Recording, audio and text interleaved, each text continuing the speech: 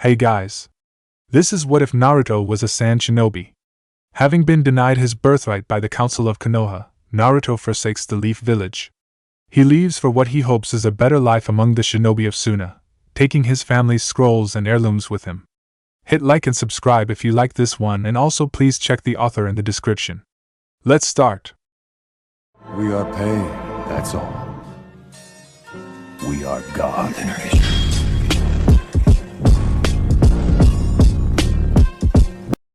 Chapter 1: That Old Dusty Trail. Gaara was safe. The Akatsuki had taken the Shikaku, but Gaara was safe. That was all that mattered.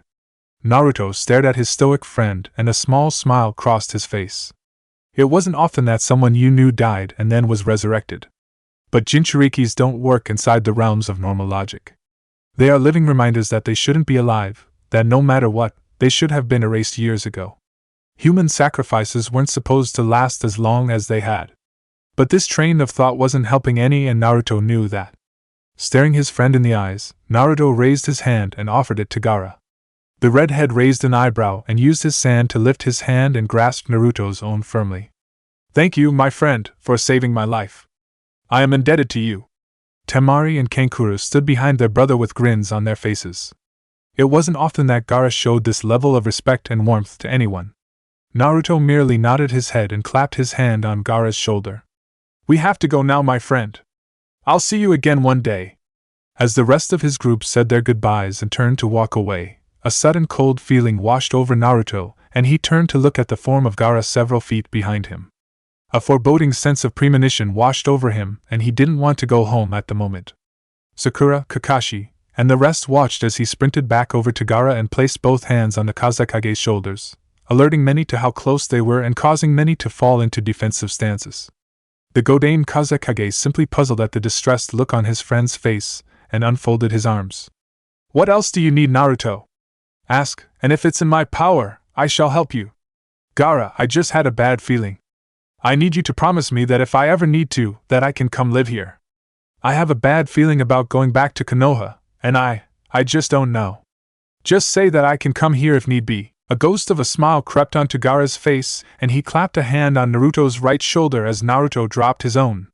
"Uzumaki Naruto, you are forevermore welcome in Sunagakure. If you ever need help or refuge, we will welcome you with open arms." Naruto ducked his head and a single tear crawled down his face. At least, if worse ever came to worse, he was welcome in Gaara's village. Raising his head, he looked past his insomniac friend to the people of Suna and saw nothing but smiles and admiration. He closed his eyes again and stepped away from them all. He turned his head while walking away, and in the tiniest voice that carried on the wind, he whispered, "Thank you all. I shall see you again soon." The mission to destroy Akatsuki did not go as planned. Jiraiya was able to live, but he lost an arm to pain. Sasuke and his Hibi group had engaged Itachi and had not done very well. The gap between the brothers was still as wide as a canyon. Hibi had run away, carrying their wounded leader, and the Konoha Nins had not been able to pursue. Their main concern was getting Jiraiya back to the village and having Tsunade fix him up. The mission was a failure. Better to regroup and come out alive, than to pursue a foe that could destroy them all. After much fussing and frantic crying from Tsunade over the stupidity of Jiraiya and his condition, the old hermit was fixed up and would be peeping on the girls again within months. Currently, he and Tsunade were sitting in the Hokage office with a very nervous Naruto. Tsunade cleared her throat and got his attention. "Now Naruto, I want you to know that you're not in trouble. Jiraiya and I have something to tell you that will rock not only your world, but the foundation of Konoha as we know it." Naruto gulped and sat up straighter in his chair. He wasn't in trouble, but this had something to do with him, and he couldn't really see it being a good thing. The shiver he had after they rescued Gaara all those months ago came back full force, and the sense of foreboding was almost overpowering. Everything in him was telling him to bolt, but morbid curiosity wouldn't allow it. Signaling with his hand for her to continue, he readied himself. "Naruto, this is about your parents, who they were, and what this means for you." A pin could have dropped, and would have been heard with perfect clarity. The sound of inhalation broke the silence, and Naruto was seen gripping the handles of his chair so hard that his knuckles were white. My parents? Who were they?" Jiraiya smiled at his apprentice, and he and Tsunade crossed the room to sit in chairs in front of Naruto. A conversation such as this demanded not that they be professional, but that they be compassionate to a boy who, for all intents and purposes, was like a grandchild to the both of them. Tsunade smiled and started again. Your parents, Naruto, were Namikaze Minato and Uzumaki Kushina, two of the most powerful ninja this village has ever seen. Namikaze, where have I heard that name before? It sounds so familiar. Jiraiya laughed and slapped the arm of his chair. It should sound familiar, brat. That's the name of your idol, the Yondaime Hokage. My father was the Yondaime Hokage. But why was I never told? A sad smile came onto Tsunade's face as she patted his knee. Your parents didn't want you to get a big head, Naruto, because of who they were. They were humble people and expected you to be as well. It was your father's dying wish that you be seen as a hero, but we all see how that turned out. Your mother was beautiful, a loud-mouthed tomboy at heart, but a beautiful person. Despite the way you grew up, Naruto, you're one of the noblest people in Konoha by birth. Then why was I made to live like trash? I could have been adopted or something. Why did I have to be all alone? I don't think they wanted me to be all alone. Jiraiya sighed and sat back in his chair. A proud smile adorned his haggard face. Tell me, Naruto, do you know how you got that name? No. Your parents named you after a character in one of my books. I'm named after one of the characters in one of your perverted books? Great, that's just what I need to know now. Hey, that's not true. This was an earlier novel of mine that wasn't as well received. Your mother loved it though. It was a story of a brave warrior who became a hero to his village. In fact, it really resembled your life up till now. I wrote down the Toad Seer's prophecy and didn't realize it. This had piqued both Tsunade's and Naruto's interest, but only Tsunade had the voice to speak. Tell me, Jiraiya, how did it end? I never finished it. The publisher didn't like it, so I only got up to the point where the hero meets the villain pulling the strings behind the scenes and then nothing. The rest is a blank slate, Naruto. Your future is what you make of it. Do you have a picture of my parents? I want to see what they looked like. The last two of the Sannin stood and motioned for him to follow them. We'll do you one better, brat. We'll show you your parents' house. Stepping out into the sun, Naruto realized how warm it was and tied his jacket around his waist. The black t-shirt he wore was just a little tight and showed off his toned body. Naruto wasn't mindful of the looks he was getting though. Today was one day he could care less. Today was the day he learned of his origins. Perhaps, just maybe, that premonition wasn't a bad thing after all. After marching through the village for what seemed like eternity, the trio stopped outside of a set of gates. Naruto stood in awe before his family's home, completely oblivious to the prodding of his two companions. Well? Wouldn't you like to go inside and see what you have here? He merely nodded dumbly and padded after the two Sannin, up to the door and inside. Looking around, he noticed that the fact that his parents were humble people was very apparent. Instead of a clan house, it was a very quaint 4-bedroom home, just big enough for a couple wanting to start a family. It was a very homey place with leather furniture and wood floors, a fireplace, and a larger-than-average kitchen. Naruto spun round and round, taking it all in. He heard Jiraiya sigh and turned back to his sensei. You know, the last time I was here was right before you were born. I was in a bit of a slump and Minato and Kushina insisted that I stay with them until I was my normal, jolly self. I'd never seen them so happy, talking about what a great kid they were going to have. Heh, if they could only see the hellion you grew up to be, they'd have never been so upbeat. Tsunade and Naruto chuckled at his joke. Jiraiya was trying to be enlightening while sorting through his own memories. Your mother was beautiful, Naruto. Redheads are always feisty ones. You get your attitude from her. She never took shit from anybody, including me. She was always such a blast to be around. Minato, well, he's public knowledge. He was a prankster extraordinaire and a very powerful man. Of course, he wouldn't have amounted to anything without my training, but that's beside the point. I loved your parents as if they were my own children and you, yourself, are my godchild. Then why didn't you come get me after it was all over? Naruto, I didn't step foot back in Konoha until that day you met me at the hot springs.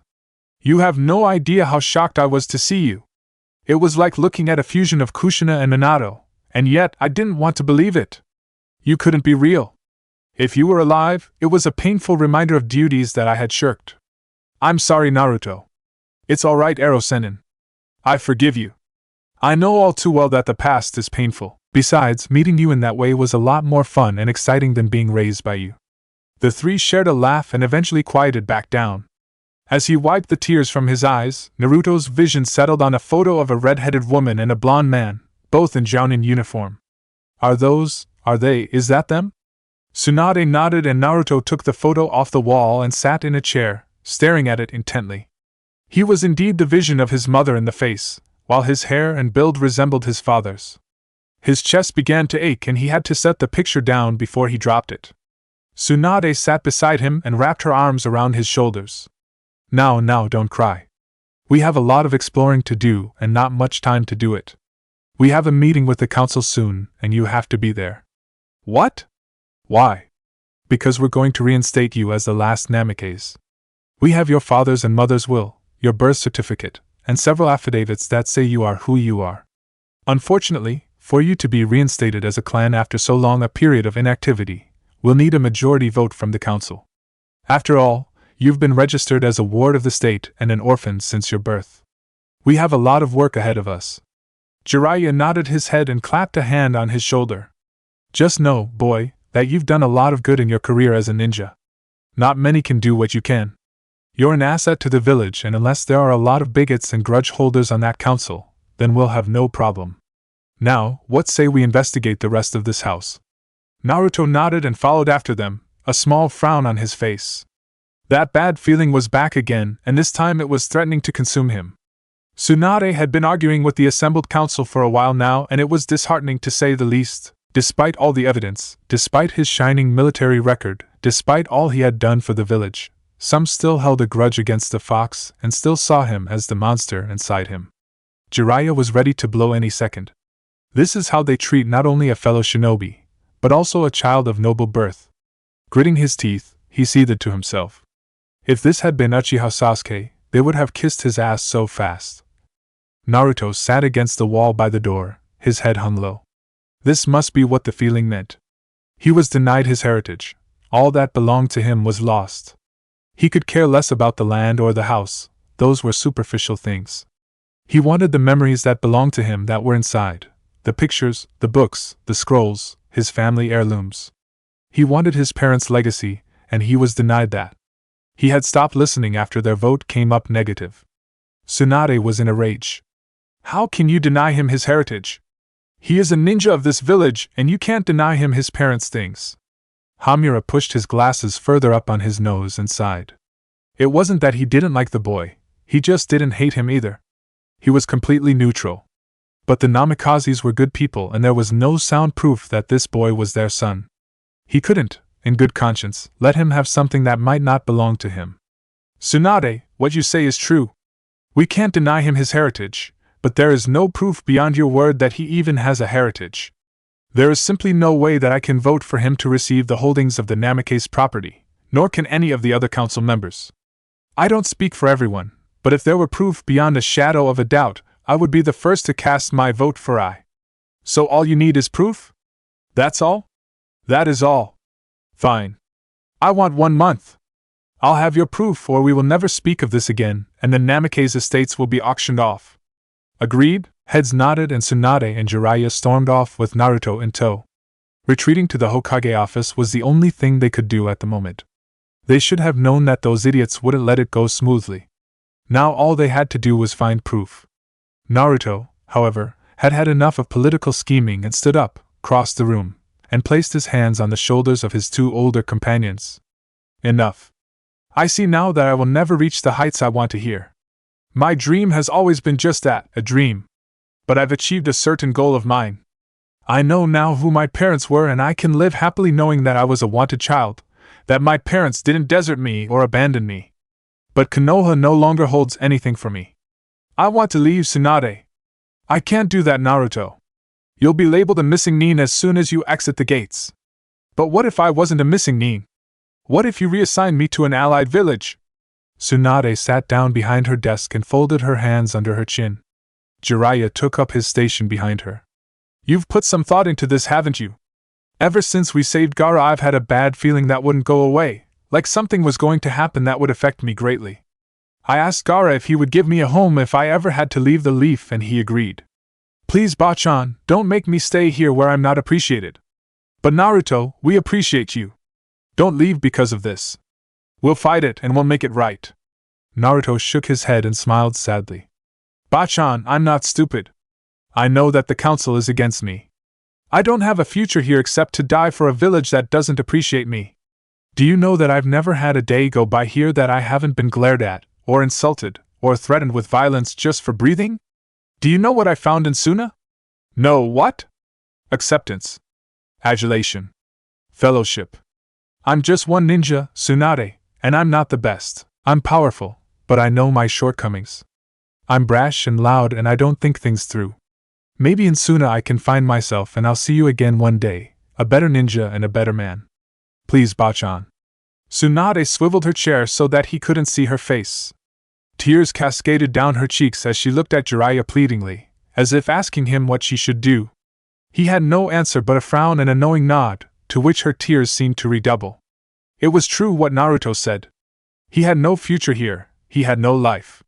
At least there, in Suna, the people didn't glare at him, they didn't hate him.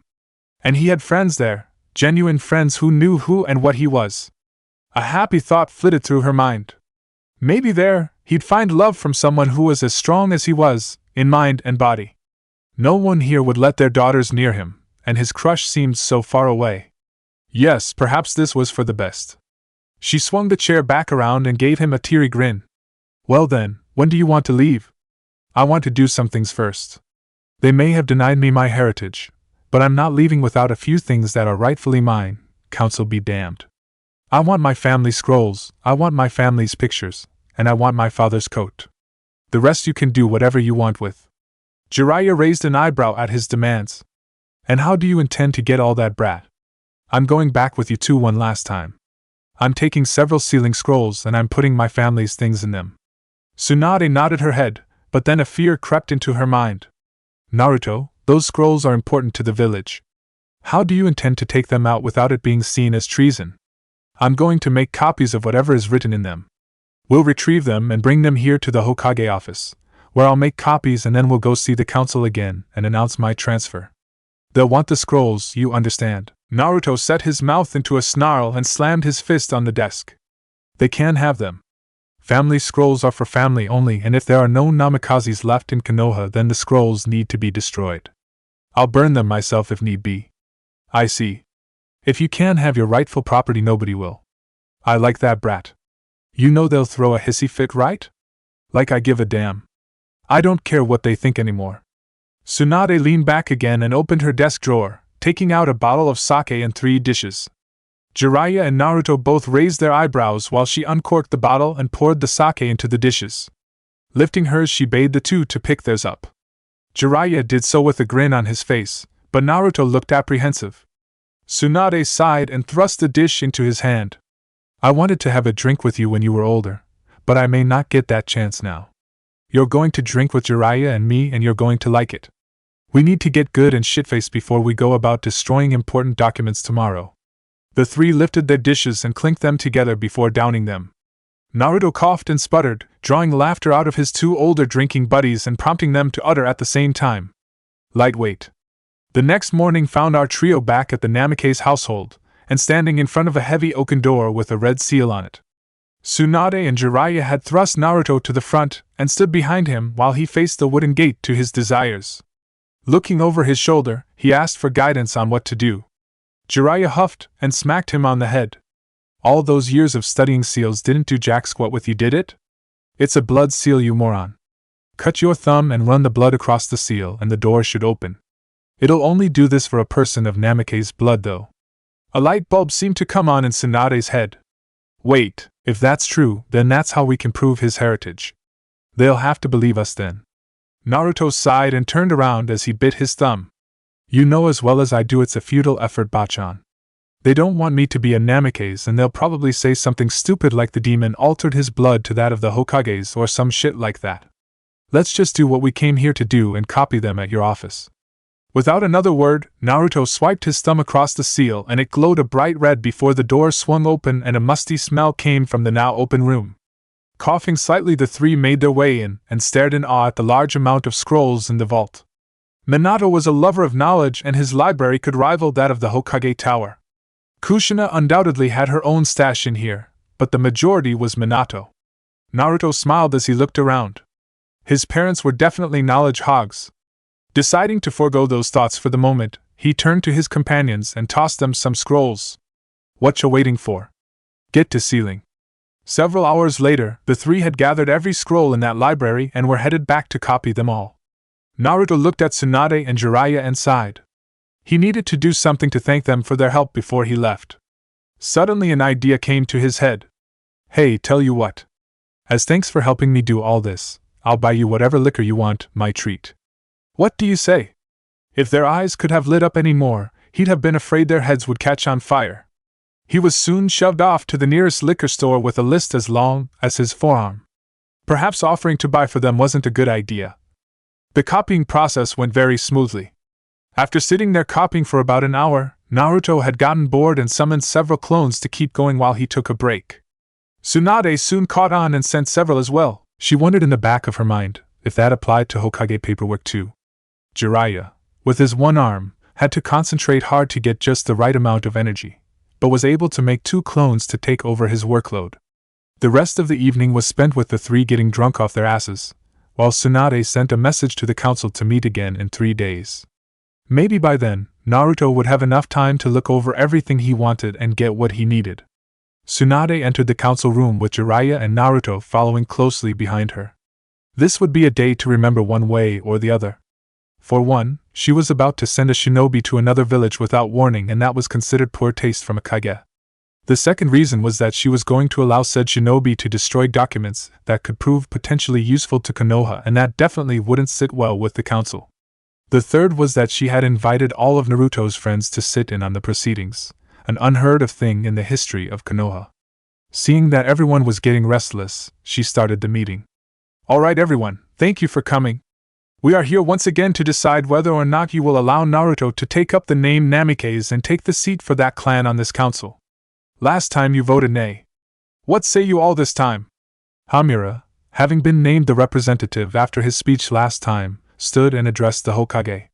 Have you come across any new evidence to support the claims that one Uzumaki Naruto is indeed the son of Namikaze Minato and Uzumaki Kushina? A collective gasp was heard from the section where his friends sat. Several murmurs were heard about how he did look like the fourth, and that maybe he was somebody. Naruto grimaced when he heard that. It was as if you couldn't be somebody unless you were from a clan around Konoha. Tsunade shook her head. No, we haven't found any new evidence. Now what say you? The vote went around, and it came up nay again. Tsunade sighed and hung her head. This sealed the deal. Very well. Uzumaki Naruto may never take the name Namikaze then, and the properties shall be sold off. This is the final decision of this council and may not be overturned. I shall now allow Naruto to take the floor as he has something of interest to tell you all. Naruto? He nodded his head and walked to the front of the room. Taking a rather large scroll from his back, he bit his thumb and swiped it over the length of the scroll, dumping out several more on the floor. Bending his knee, he picked up one and passed it to the council member closest to him. These are the family scrolls of Namikaze Minato and Uzumaki Kushina. As they are family scrolls, they cannot be allowed to fall into the hands of any untrustworthy people either in or out of Konoha. I have brought them all here to destroy them in front of the council, that they may never be used for ill. All the council members blanched at that, and began to call out. Hamura raised his hand, calling for silence. Whence did you come by these scrolls, boy? These were locked away in the Namikaze household, protected by several blood seals and traps. Only one who was of the Namikaze bloodline could. The old man's eyes grew large enough to bug out of his head. He lifted his gaze and locked eyes with Naruto, who had a sad look on his face. You really are. Before he could finish, Naruto had raised his hand and started speaking again. No, I am not. That was the supreme decision of this council. There are no Namikazes in Konoha anymore. Therefore, these scrolls must be destroyed and any evidence that could be used against the village must be destroyed also. I, myself, am no longer a part of this village as of tomorrow morning. I am being transferred to Suna, where I will take up station as a Suna nin, under the orders of the Godame Kazekage. I am only here to tell you of this myself. Everyone stood up and began shouting that he couldn't leave, he was the last Namikaze. It was foolish, he thought, that they would say this after a supreme decision. It couldn't be taken back. Besides, his mind had been made up. With a few quick hand signs and a cry of Katan, Gakkaku no Jutsu, he incinerated all the scrolls, amidst a chorus of howls of anger. He felt a slight pinch in his heart as he destroyed his father's work, but took solace in the fact that only the originals were lost. His parents' work would live on through him. He turned to the council member who clung to the tiny scroll and held out his hand.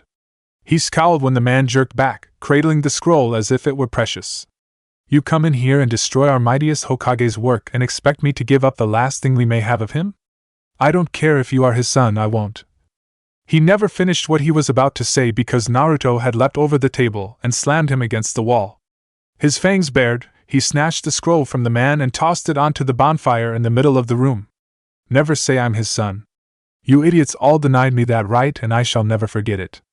I'm going to Suna now, a place where I hope I'll be appreciated. You won't have to put up with the demon brat anymore. You won't have to put up with Uzumaki Naruto anymore. I quit. He dropped the man and walked out of the room, heading towards his apartment, where he hoped to prepare to leave in the morning. He heard the sound of footsteps behind him and turned to find his ex-teammate Sakura, and the rest of his friends. He didn't want to see them right now, but then again, no time like the present. Sakura had decided she'd speak for the group. Naruto, you can't just leave. What will we do without you? The same thing you did when Sasuke left. Carry on. Don't worry about me, I'm going to a better place. Neji took his turn. But aren't you the one who told Sasuke that he didn't need to leave the village to become strong? You're running away from your problems, Naruto. Don't you dare compare me to him. Sasuke never had to put up with the crap I did. He wasn't hated for something he had no control over. He wasn't ostracized. I'm going to a place where I'll be appreciated for what I can do, not hated for what I never did. I'm sorry, but you'll all do fine without me. You did fine when I left the first time. Hinata walked to her crush, for what she thought could be the last time. Making her way slowly forward, she wrapped her arms around his neck and sobbed against his chest. Naruto smiled and looked down at the shorter Kunoichi. She was always so kind, if only he didn't have to leave. But alas, things never go as planned. Sure, Hinata, don't worry. I'll see you again someday. Promise me that in that time you'll get stronger. She looked back up at him and gave him a shaky smile, nodding her head. She didn't trust her voice at the moment, as she slunk back beside Kiba and Shino. Naruto looked at the rest and did his best to keep his voice steady. Neji, I'm sorry, but I'll have to break my promise to you. I won't be able to help you change the Hyuga. I expect you and Hinata to do it in my stead though. Lee, I'm sorry I won't be around to spar with you anymore. Tenten, I'm sorry I never got to know you better. Shikamaru, Chuji, I want you two to take care of yourselves and Ino. Don't let Asuma's sacrifice go to waste, and take care of that kid of his. Shino, Kiba, take care of Hinata please. She needs your support more than ever. And Sakura, you'll have to try to find Sasuke on your own with Kakashi. I'll send whatever info I can on him, and if I see him I'll try to subdue him, but I'm not making any more promises. I'm sorry guys, but this is goodbye. He turned on his heel and left to pack, his heart breaking into pieces. He always hated saying goodbye to people, and now it felt like the weight of the world was on his shoulders. He had people who depended on him here, but they were all strong. They'd get along without him. The group stood and watched him fade away into the evening, and one by one they began to walk off. The last to leave was Sakura. She couldn't believe that yet another of her teammates had left her all alone. She walked home sobbing to herself and thinking that if only he hadn't been denied what was rightfully his, this may have never happened. Naruto stood at the gates at sunrise, eager to begin his journey. Beside him stood Tsunade and Jiraiya, the only ones to come to see him off. Jiraiya had given him the last book of his series and made him promise to read it when he got a girlfriend. Naruto made a silent promise that if it was any good like the old pervert said, he might buy them all. Tsunade had nearly broken down in tears and hugged him until he turned blue. She was sniffling and hiccuping the whole time, and it took Jiraiya grabbing her ass to make her let go. She turned and glared at the one-armed man, promising pain later. Looking back at the young man before her, she smiled one last time and gave him a kiss on the forehead. That was for good luck. Now you'll let us know when you get there, right?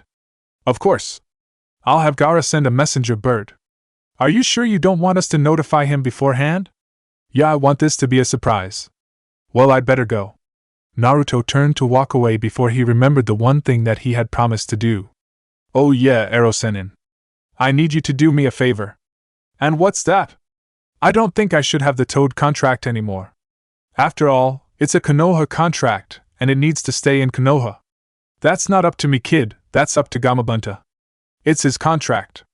Well, we better take care of this right now then. With a quick cry of Kuchio's no jutsu, the chief Toad appeared. I don't see any danger. Why was I called here? Down here, chief. Uzumaki. What do you want?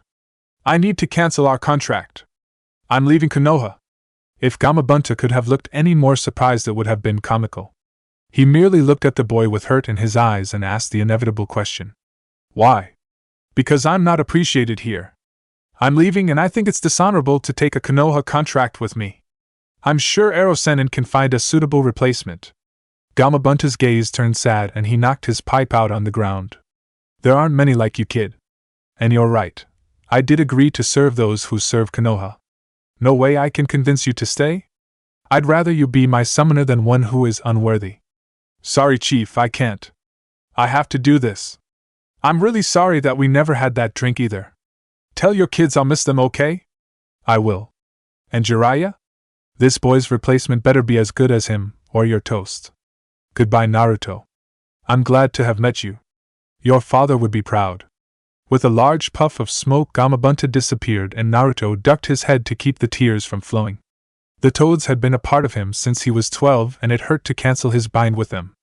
Jiraiya put his arm around the boy's shoulder and gave a reassuring squeeze. Don't worry, brat.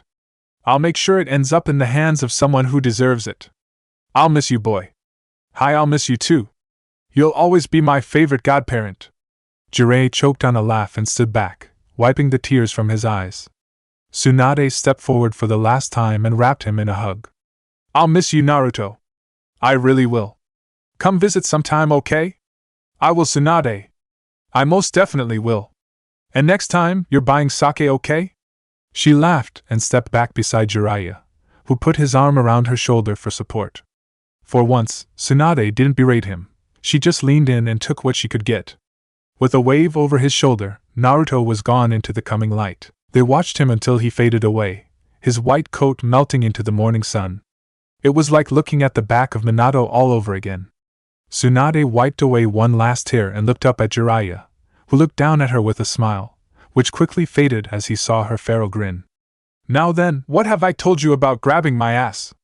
As Naruto jogged on, he kept thinking he heard the screams of a pervert in the distance. The thought brought a smile to his face as he marched on to his new home. Hopefully, some things would never change. Chapter 2: Home, Sweet Home. As Naruto trudged along the path, his thoughts went back to what he had learned earlier that week. His parents were good people, honorable people, and they had loved him.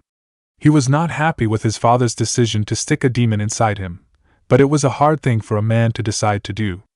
Do you decide that the life of your child is worth more than an entire village, or do you take the adage that the needs of the many outweigh the needs of the few to heart? It was a troubling question, and he didn't know if he had an answer to that. His father had been in a compromising position, and if he were placed in the same, he didn't know what his solution would have been. People stared at him as he passed them by. He had forsaken his orange jumpsuit. It was a reminder of what he had left behind in Konoha, a childhood that needed to end as soon as possible. It was time for a fresh start, and he had started that with a change of clothing. Wearing beige baggy pants, a black long-sleeved shirt, black sandals, and his father's battle coat with the sleeves shredded, he was quite an imposing figure. The tall collar of the coat shielded him from prying eyes somewhat, and for that he was grateful. He wasn't out of Fire Country yet, and there were undoubtedly some people from Konoha who would recognize him. He shifted the pack on his back and straightened up slightly. It was hard for him to cancel his contract with the Toads, but he felt it needed to be done. That contract had been in Konoha for quite a while, and it just felt wrong taking it away. Even if Jiraiya never found someone to summon them again, the contract would stay in the vaults until someone was deemed worthy. He mourned the loss of his friends from the Toads, but it was for the best. He wanted a fresh start in everything. Perhaps he'd find a new contract somewhere, and it would rival the Toads in power. After a couple days of walking, Naruto found himself at the border of Fire Country and River Country. He grimaced when he remembered that that was where they had found Gaara, dead on the ground with Deidara on top of him. It was not a happy memory, even if his friend was saved in the end. It was just a reminder that those bastards were still out there, even if they were weakened at the moment. He growled deep in his throat, and some people walking by him turned and stared. He didn't notice and just kept walking. Thinking about Akatsuki wasn't going to help any. He needed to keep his thoughts about him, and look toward the future. He stopped about halfway through river country for the night, and made camp. He suddenly wished he hadn't been so hasty in giving up the Toad contract. Gamakichi would have made a good companion on the trip. He sighed and rested his chin on the folded arms supported by his knees. He hoped that his new life in Suna would be a happy one. At least he already had some friends there to make the transition easier. But going from an environment full of life and flora and fauna to one filled with never-ending sand and wind was quite a system shock. He stared into the fire and watched as the flames crackled and danced. He'd done so much in the past few days and it made his head spin. Deciding to try to bore himself to sleep, he summoned one of his mother's scrolls and began to read. Several hours had passed, and he still wasn't asleep, but that was more from excitement than from a need of rest. This particular scroll was all about his mother's gardening ability. So that was where he got his affinity for botany. She had several tips for dealing with several different types of plants. He was intrigued with the idea of imbuing plants with chakra to make them grow and sending chakra into the ground to make grassy patches. If he saved up enough money to buy a plot of land in Suna, that would most definitely be a useful tactic. Snapping the scroll shut, he laid down and was soon asleep. Morning came earlier than he wished, and he went about his morning ritual. He got out the picture of his parents and prayed that their souls were safe. He had heard over the years about the fate of his father, and only hoped that Kami would have mercy on his and the other Hokage's souls. It wasn't fair that such noble men were forced to suffer while monsters such as Akatsuki roamed the earth with no repercussions. He ran his fingers over the faces of his mother and father, and let a single tear fall. His dream now, besides living a full life and having a family, was to meet his parents in the next life. He stared at the faintly twinkling stars in the morning sky and wondered if perhaps two were his parents. Shrugging off those thoughts, he wolfed down his breakfast of fruits and bread, sloshing it down with water. He used a Doton jutsu to bury the remains of his fire, and cleared away any evidence that he had been there. Shouldering his pack again, he continued down his path to Suna. He felt a familiar feeling the closer he got to the border, and soon realized that he was close to the cave where the Akatsuki had taken Gaara. He shivered and shook himself to rid himself of the feeling. He didn't ever want to go back to that cave. He imagined the remains of Sasori were still there, what little humanity he had left rotting away with the ravages of time. Yes, he would definitely avoid that place. Soon the greens of river country began to fade and the sands began to creep in. He had looked down when he heard the first crunch of the granules under his sandals. This was his new home. When he was truly in the country, actually in the desert, he had stopped and sniffed the stifling air, trying to acclimate himself to the heat and bareness. He would definitely have to try that gardening method of his mother's. For the moment, though, he didn't want to be caught in a sandstorm, and Sunagekyo was a few hours away. Channeling chakra to his legs, he crouched low before springing away across the desert, the sand behind him lifting in a wave before settling back down, as if he'd never been there. Gaara sat in his comfy chair, glaring at the mountains of paperwork that lay before him. He had taken the job to attain that which Uzumaki, no, his friend Naruto, had in spades. The power of caring, the power of forgiveness, the power of making a friend and protecting those he thought precious. He wanted to be someone of import, someone precious to the people, and he wanted to protect them. He stared hard at the papers and tried to incinerate them with his eyes. It was no use. This was how the people thanked him for being the kazekage. They gave him multitudes of paperwork and expected him to sit in an office all day. He sighed as he sat back. He probably had lost control of his sand by now, sitting in this damnable chair all the time. For some reason his thoughts swung to his one, true friend in the world. Uzumaki Naruto was, is, and always will be an enigma to him. The boy was truly too forgiving in his opinion. He smiled when he thought about their first fight. He had never seen such sadness and understanding in someone's eyes as he had then. It made him happy that he had found someone such as himself, and sad at the same time that someone else carried a burden such as his. The boy had saved his life twice now, and he was eternally in his debt. He hadn't heard from his friend in quite a while now and was wondering how he was doing. He was just about to pick up his pen and return to his paperwork when a Chunin burst through the door looking quite distressed. Gaara looked up slowly, as intimidating as possible, and gave a long drawn-out yes? Kazekage-sama, there's someone heading our way from the river country border. And? People come from that direction all the time. It's probably a traveler. They're traveling at a very high speed. Probably just a courier ninja, nothing to worry about. They're kicking up the sand behind them in waves, like a boat breaking across water. Perhaps I should have a look after all. Temari and Kankura stood on the wall beside the entrance to Suna and stared out over the desert. Whoever was kicking up that much sand had to be extremely quick and powerful. They weren't normal, that's for sure. There was no mention of a messenger coming, nor was there any indication that their allies were in trouble. Their heads turned as one when they heard the swishing of sand and found their younger brother stepping out of a small whirlwind. He crossed his arms in his favorite pose and walked between them. What's the damage?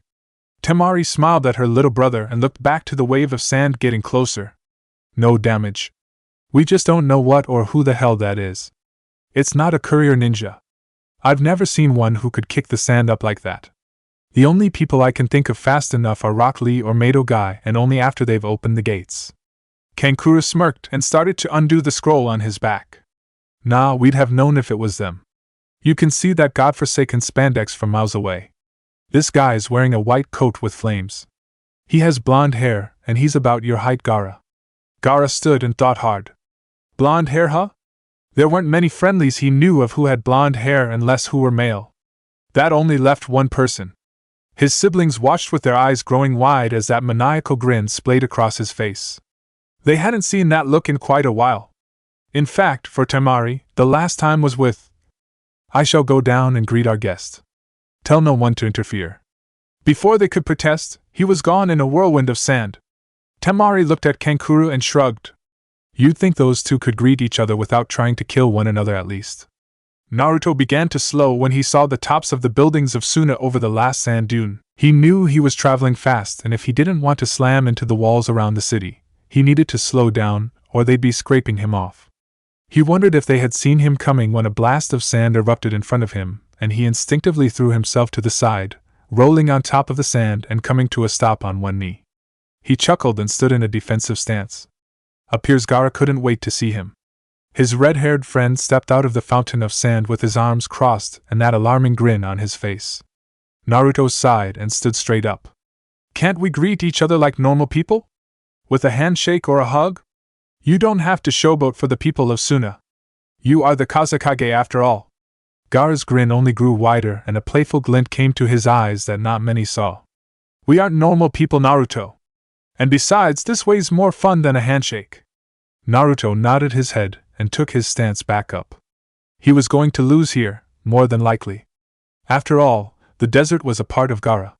He had all the ammunition in the world here. Sighing, Naruto formed his favorite seal and went after his friend. Above on the wall, most of the shinobi of Suna watched as their kazekage decimated his friend. Kankura and Temari chuckled and outright laughed as Gaara flipped Naruto into the air and played with him like he was a ball.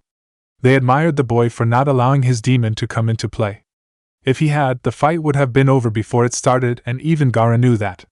But the two were just playing, and that was evident, since Naruto managed to get in a few glancing blows. Temari heard a kunoichi beside her side dreamily and turned her head to the young girl. Something wrong? Of course not, Temari-sama. I was just thinking that the kazekage and that other guy are very handsome. Temari cocked an eyebrow and looked back out at the two flipping around. Well, the blonde was flipping around. Gaara was just standing there, although she knew he was enjoying himself. What makes you think the blonde is handsome? I can't even really see him from here. His build. He's average height, but he has broad shoulders and an athletic build. Not too big but not too small. Besides, neon blonde is a very exotic color for hair. I wonder if it's natural. Temari didn't answer, she just turned back to what was left of the fight. Gaara currently had Naruto upside down by the ankles and was talking to him face to face. From the easily seen grins on both their faces, she could tell that they were having a pleasant conversation. Suddenly, the upside-down blonde stuck his tongue out and disappeared in a poof of smoke, and the real Naruto sprang up from the sands and put Gaara in a headlock, while giving him a noogie.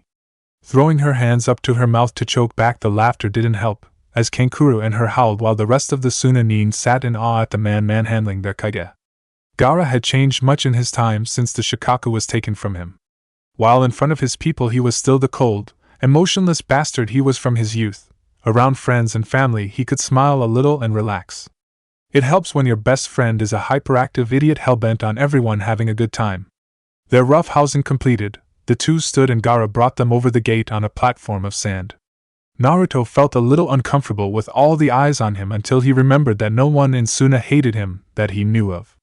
He was about to say hello when he found himself enveloped in a hug from Temari. "Welcome back to Suna, Naruto. I hope you plan to stay for a little while. I've actually come to talk to Gaara about that. We're going to his office at the moment. Sorry, but I'll catch up with you two later. Me and the Insomniac have things to discuss." Gaara muttered under his breath that he was standing right there as he and Naruto shined into his office. Naruto took in the unassuming room and smiled. If everything went as planned, this is where he would be receiving his orders from now on. He turned to his friend, who had taken up his station again in that comfy chair. Gaara motioned for him to sit, and he let himself melt into the leather chair. "So, to what do I owe this honor, Naruto? You don't make it a habit of visiting without reason." Naruto took a deep breath and looked the kazekage in the eye. He told him the whole story behind his leaving, who his parents were, everything. At the end, he decided to drop his bomb. "I want to become a Suna shinobi." A Senbon needle could have dropped and Gaara wouldn't have noticed. This was almost unheard of. A Konoha nin willingly coming to Suna was a genuine surprise. Of course, his natural curiosity was piqued. "Why?" "The council denied me my heritage and birthright. I couldn't live there anymore, and I remember you saying that I could come here any time. I want to be a ninja under your leadership." "But what of your dream? Does Tsunade know of this?" "Why here?" "Yeah, Tsunade knows. She signed my release forms. I need your approval though. I'm still a genin after all, and that rank would carry over here. I guess I'd have to take the Chunin exams again." "No, you wouldn't. I'll make you a Chunin right now, but Naruto, what about your dream?" "Dreams die, Gaara. I have a new dream now. I have my family heirlooms and scrolls, and I want to start my own family. I'll make a new clan and it will rise here in Suna. That is, if you'll let me." "Of course. I'll notify Tsunade immediately. Do you need any time before you take up duties?" "Just a little. I have a fair sum of money saved up and I wanted to buy a plot of land if I could. I just want to relax for a bit and read through my parents' scrolls. I want to know them a little better. Well, until you're ready you may stay at my family's compound. Temari and Kankuro still live there, and I don't think they'd mind you staying. I'll have to warn you not to eat Temari's cooking. She's a horrible chef. Kankuro's passable, but not by much. If you're a better cook, I suggest you offer if you don't want to starve to death." "Thank you, Gaara. I promise you I'll never let you down." The two stood and shook hands before Gaara summoned Temari to escort Naruto to the Sabaku compound. As the two blondes left, he smiled and sat down while writing his letter to Tsunade. "You've never let me down before, you idiot. I don't expect you to now.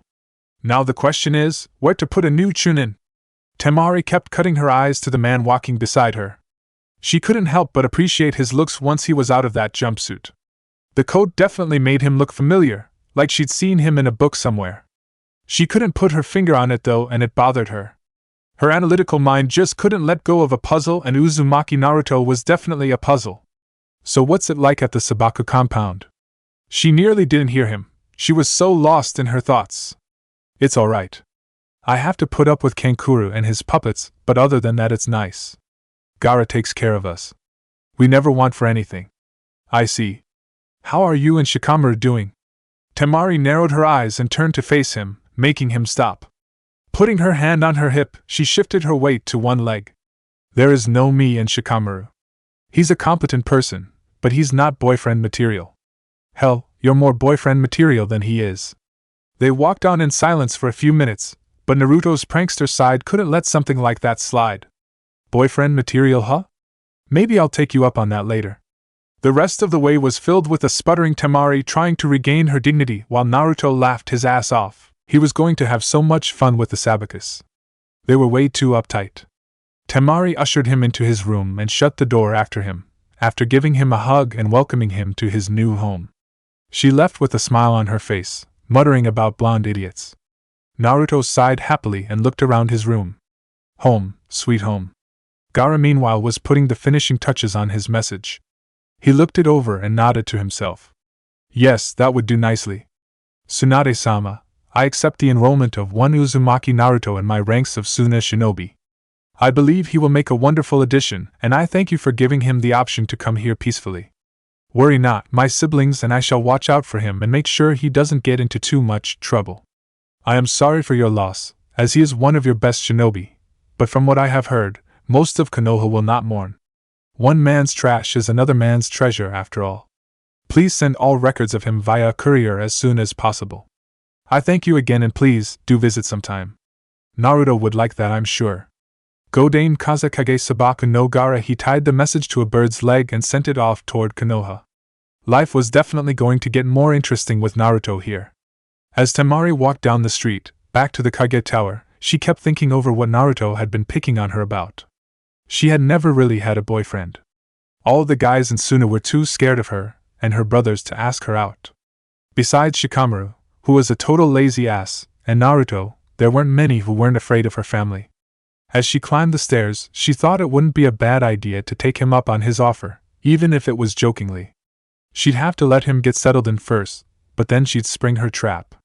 As a fellow wind user, he'd be fun to train with, and she'd heard through the grapevine that he had imbued a powerful jutsu with wind manipulation. Yes, she'd definitely have to train with him.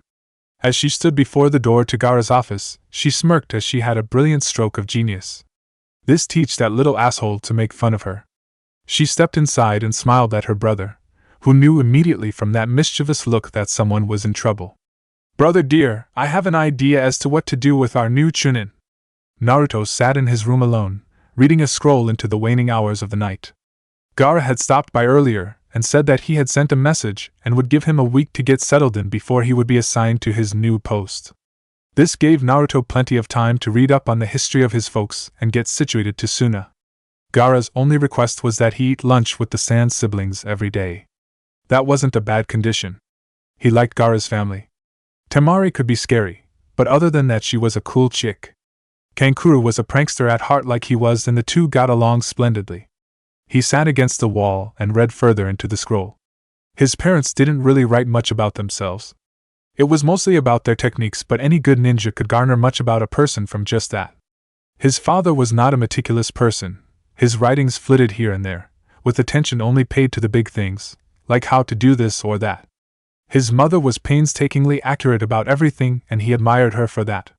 The two seemed to be polar opposites when it came to paperwork, but apparently when it came to life they had the same philosophy. Live hard, love hard. He sighed and banged his head against the wall. If only they could have lived. The next morning found Temari waking up to a wonderful smell. She didn't think about what she was wearing, as she and Kankuro were the only ones in the house. She had forgotten about Naruto overnight, and walked into the kitchen wearing only an oversized t-shirt and her panties. Eyes half-lidded, she yawned and stretched as she said good morning to the shape at the counter. When she didn't hear the familiar grunt of her brother, she cracked her eyes a little wider, and they flew wide open when she saw who was cooking. Clad only in boxers and a muscled shirt, was Naruto, flipping pancakes on his griddle and bacon frying in another. The two stood dumbfounded, just staring at each other. Temari, admiring his well-toned body and unnatural tan, liking the way his hair hung limp without a headband and the way the whiskers on his cheek made him seem feral. Naruto stood admiring those legs of hers, well-defined and toned, and thinking that her chest must have gotten bigger since he last saw her. He cocked his head to the side, completely oblivious to the fact that he was staring, and drank up her face. She was definitely cute, although she could be bossy when she wanted. They would have stood there for quite a while until a gruff voice came from behind her. You're burning breakfast, Naruto. Pay attention. Temari, put some pants on. Temari looked down at her attire and shrieked before rushing back upstairs to get dressed. Kankuro looked at Naruto's blushing face and died laughing. It was going to be so fun teasing those two. He accepted the plate that Naruto handed him and smacked his lips appreciatively when he took his first bite. This is really good, dude. Temari can't cook this good. Shut up, asshole. She appeared at the door again, this time in her black battle kimono. She glared at the blonde boy, who blushed again and turned back to the stove. She smirked at his back and sat down at the table, looking longingly at Kankuro's plate. He eyed her and put an arm around it protectively. Wait your damn turn. This grub is mine. You could share, you know. I am older than you. Not on your life. This guy's cooking from now on, and I ain't giving up my portions. It's way too good. You guys are embarrassing me. Here, Tamari. Sorry about earlier. She waved her hand dismissively and took a bite out of the pancake. She chewed slowly as he stood by, waiting for her reaction. She sat her fork down and turned to him. This is without a doubt the most delicious thing I've eaten in quite a while. Bravo, Squirt. Naruto growled at her, his elongated fangs showing. You know, I'm not 12 anymore and I'm just as tall as you. Don't call me Squirt. I will if I want. Besides, you have a meeting with Gaara later on today. Your new assignment, if I'm not mistaken. Congratulations on making Chunin, by the way. Heh, thank you. I'm a Jounin, you know. I still outrank you. Humph, just eat your damn pancakes. Kankura looked back up from his bacon and smirked. Oh yes, this would be so much fun. Naruto walked up to Gaara's receptionist and smiled at her. She blushed when she saw who he was and gave him a shy smile in return. Can I help you? I'm here to see Gaara. I hear he has something he wishes to speak to me about. Ah yes, Uzumaki-san, go right on in. He's been expecting you for a while now. Thank you. As soon as he had closed the door, he was pinned to the wall by a blast of sand and Gaara stood before him. I hope you don't expect me to accept tardiness here, Naruto. I won't have you turn into that worthless sensei of yours. Naruto laughed and struggled against his bonds before Gaara let the sand recede. I cooked breakfast this morning and had to listen to your sister give a lecture about not being a pervert. What did you do to my sister? We may be friends, Naruto, but if you... I didn't do anything. She forgot I was there and walked into the kitchen wearing a t-shirt and panties. Your sister is gorgeous, by the way. I can't help it, she's forgetful. Indeed. Now sit, if you please. Once they were settled in, Gaara took up his arms crossed pose. I sent off the message that you had arrived to Tsunade last night. I requested all your records and they should arrive soon. Now then, I have called you here because of your new assignment. One of our Chunin has been reassigned to a new post, and I have need of your services in his stead. Do you accept? Of course, Gaara. Just tell me what I need to do. The former Jinchuriki smirked and stood grasping Naruto's hand in a firm shake. I knew I could count on you, Naruto. You will report to the academy starting next week to begin your new assignment. And that would be? Why, sensei to the new academy's students, of course. Naruto's eyes went wide and he opened his mouth as if to scream, but nothing came out since Gaara clamped his hand over the boy's mouth. After several seconds of struggle, Naruto sighed in defeat and his shoulders slumped. Gaara let the sand recede and Naruto glared at him. I really hate you, you know that? What makes you think I'll be a good teacher anyway? You have the skills, you just need to apply them accordingly. Don't worry, it's not forever, just until I find someone more suitable. Here's a folder of all the information you need. I suggest you study up and get ready. Dismissed. Naruto grabbed the folder and stomped out of the office. Gaara smirked when he picked up the mumbled curses coming from his friend. The children would truly have an interesting year with their new sensei. Chapter 3: Schoolteacher. Naruto sighed for what seemed the millionth time that night. He'd been going over the files of the students, and what was expected of a Chunin teacher for a couple days now, and he was not happy. The students were fine, he'd get to know them later. It was the class curriculum that bothered him. It seemed that every hidden village insisted on teaching history and other book-related topics over practical things. He scowled and leaned against the wall. He was going to change that with his class, consequences be damned. Knowing that you were responsible for teaching children how to be ninja, even if it was just the basics, was a huge burden. He wouldn't send them off half-cocked. He looked around at all the scattered files and picked up one of particular interest. It was the requirement for the graduates. Same as Konoha. Hench Kawarimi Bunshin. Despite their boast of quality shinobi, Suna had low starter standards like their ally. True, their numbers were lower because only the best of the academy were accepted, but his class wouldn't be like that. Pulling out a blank scroll, Naruto began to scribble furiously on the parchment. His class plan would break rules and tear down barriers, and if Gaara didn't like it, then let him try to stop him.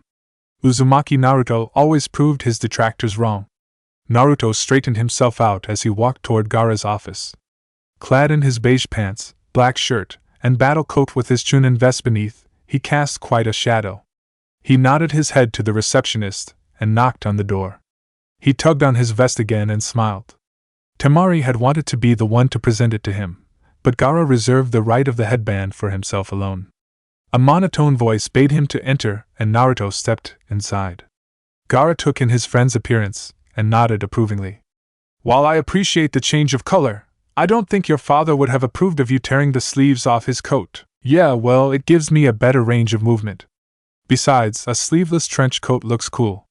Gaara sighed and walked around his desk. He presented Naruto with his headband and bowed to him. Naruto took it with a smile and bowed to his friend. The two straightened up and each took a chair. As Gaara made his way back to his comfy leather chair, Naruto tied the headband around his arm. He liked his hair better down anyway. Congratulations, new Chunin of Suna. I am proud to welcome you into our ranks. You don't need to say all that, Gaara. Shut up, idiot, I'm obligated to. Now where was I? Oh yes. The speech continued on for nearly 5 minutes in Gaara's drawling monotone, and Naruto was sure by the time it was over that the former Jinchuriki had only said the speech to make him mad. His eye twitching madly, he tried to keep his voice calm. Is that all, Kazekage-sama? Gaara frowned and the sand behind him swirled up. I thought I told you not to call me that. I thought I asked you not to say all of that spiel. Yes, well, that is my right. On to other topics. I assume you are prepared for your class? Yes. You've read the curriculum? Read the files on your students? Yes. I can trust you not to teach them frivolous things like that Oiroke no jutsu of yours? They're children, Gaara. I wouldn't teach kids that jutsu. Not what I heard. All right then. Chunin Uzumaki, welcome officially to the Suna ranks. And Godspeed and good luck with those little brats, you're going to need it. Gee, thanks. Well, I gotta go. I'm fixing dinner again tonight, and I've gotta get to the market. You're fixing dinner? I'll be over later. See you then. Naruto hummed as he stood over the stove. Cooking had become something of a nerve soother for him, and it relaxed him greatly. It was a plus that everyone enjoyed his cooking. He tried some of Temari's fare and ate it politely, not wanting to hurt her feelings. Kankuro, however, did not share his tact and ended up being brained by a frying pan. Poor Naruto had to run damage control between the two the rest of the evening. No wonder Gaara used to be homicidal. Naruto tensed when he felt someone lean over his shoulder, but eased up when he saw the golden tresses of Temari. What you cooking? Naruto shrugged his shoulder to get her away and pushed her back with his free hand. None of your business. You'll find out when dinner's ready. Aw, but I want to know now. Well, tough shit. I'm not spoiling the surprise, but if you keep bugging me I won't make dessert either. The blonde beside him disappeared immediately. She absolutely adored the desserts Naruto had made in his short stay at the compound and had put a whole cake away by herself. She complained of an aching stomach the next day and Naruto berated her for being such a pig, earning him a knock on the head from her battle fan. Ah well, it was all in good fun. Staying with the Sand siblings was a real riot. He chuckled to himself and tasted what was in the pot. Needs more salt. An hour later Gaara showed up with Baki in tow. It was a good thing that Naruto made unusually sized portions. Between him and the Sand siblings, food never lasted long. As the four made small talk in the living room, Naruto began to set the table. Putting his fingers in his mouth, he let out a shrill whistle. All right. Soup's on. The four appeared at the table so fast Naruto thought they had used Shunshin. With a quick itadakimasa everyone dove in. Naruto waited to see what they thought before he dug into his plate. Baki sat up straight and swallowed his mouthful before smiling at Naruto. This is very good Uzumaki. Much better than anything these three ever came up with. Shouts of indignation came from Kankuro and Temari while Gaara just grunted and kept eating. No use arguing if the food got cold. Once everyone was done and patting their bellies, Naruto retreated to the kitchen and came back with a covered dish. Temari was literally bouncing in her seat from anticipation. Naruto pulled the cover off the dish to reveal a double chocolate cake. Temari was practically foaming at the mouth. Gaara looked over at her and sighed. Temari, close your mouth. You're drooling everywhere. Naruto just laughed as the kunoichi wiped her mouth off and held out her plate for a slice of cake. He cut her a generous portion and watched her dive into it. The others were no better though, except for Baki who kept some dignity while trying to shovel it in as fast as he could. Gaara, you're the kazekage. You shouldn't eat like a pig. It sets a bad example for those of low station like myself. I'll remember that when you have to come up with extra curriculum for the children. Perhaps table manners would be a good subject. Perhaps. Dinner passed without much more incident, and the five found themselves in the living room, passing around a sake bottle. Baki took a strong swig and passed it to Gaara, who declined and passed it to Kankuro. Baki stared at Naruto for a moment before speaking. So Uzumaki, any idea how you're going to teach all those brats? I do actually, but I'm not going to tell what my lesson plan is. I want my class to be unprepared for what I have in store for them. They'll find out in 2 days what kind of teacher I am. Temari took a swig and passed it to Naruto. So you won't tell us anything? Not even a little hint? Naruto smirked and took a swig before passing the bottle to Baki again. I'll just say that my curriculum will be as unorthodox as I am.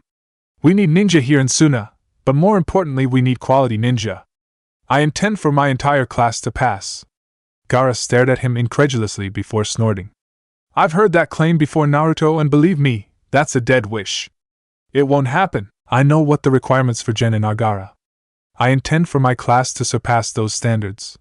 That's all. The other four stared at him for a second before going back to their drinks. Baki took a huge swig and sighed heavily. That'll be the day. Today was doomsday.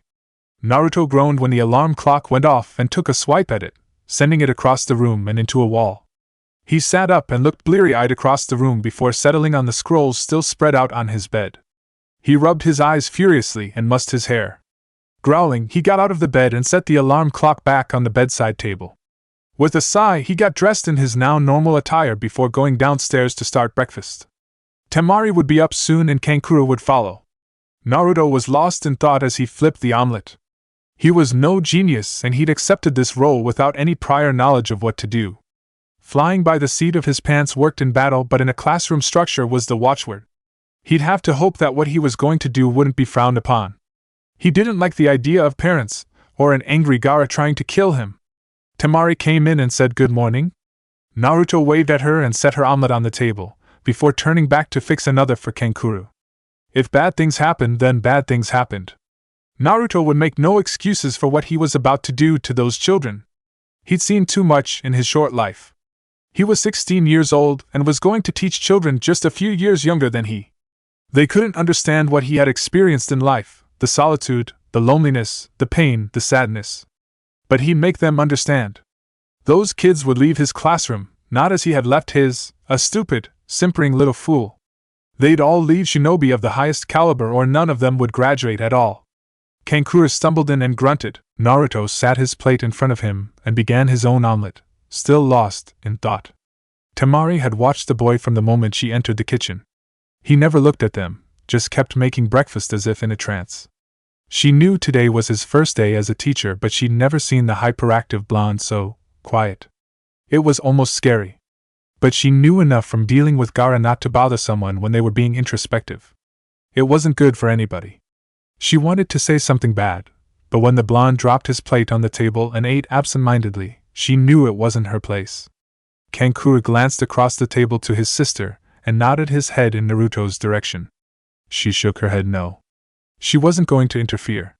Kankuro sighed and sat up straight. Naruto, what the hell's with the long face? The blonde looked up and gave the puppet master a confused look. What's the deal, man? You nervous? Who wouldn't be? I don't know what I'm getting myself into. Hell, I don't even know if I'm good with kids. Temari pushed her plate away and looked into his eyes. You'll do fine, Naruto. I know you can do it. For some reason that settled him down some. He felt more at ease. He gave her a shaky smile and returned to his meal with more gusto. The siblings looked at each other and grinned. He'd be fine. Naruto strode down the hallway of the school with his files ready. He looked this way and that, trying to find his room, and saw someone leaning against the wall further down. Upon getting closer, he saw it was Gaara, leaning outside his class door. The redhead looked at him and nodded. Good luck, my friend. Don't let me down. I expect big things from this class. Why? Because I'm so awesome? No, because you're an idiot who has the devil's luck. I expect you at my office for lunch. Goodbye. Gaara was gone in a swirl of sand and Naruto took a deep breath before entering the room. His descent into hell had begun. The children were all hyped up today. They were getting a new sensei. Some had heard that he was a badass jounin who had been hurt and was on sick leave. Others had heard that he was a missing nin from another country that Kazekage-sama had convinced to become a Suna nin. Others had heard that it was a beautiful kunoichi who was as deadly as she was good-looking. None of them were even close. They all looked up when they heard the door latch turn.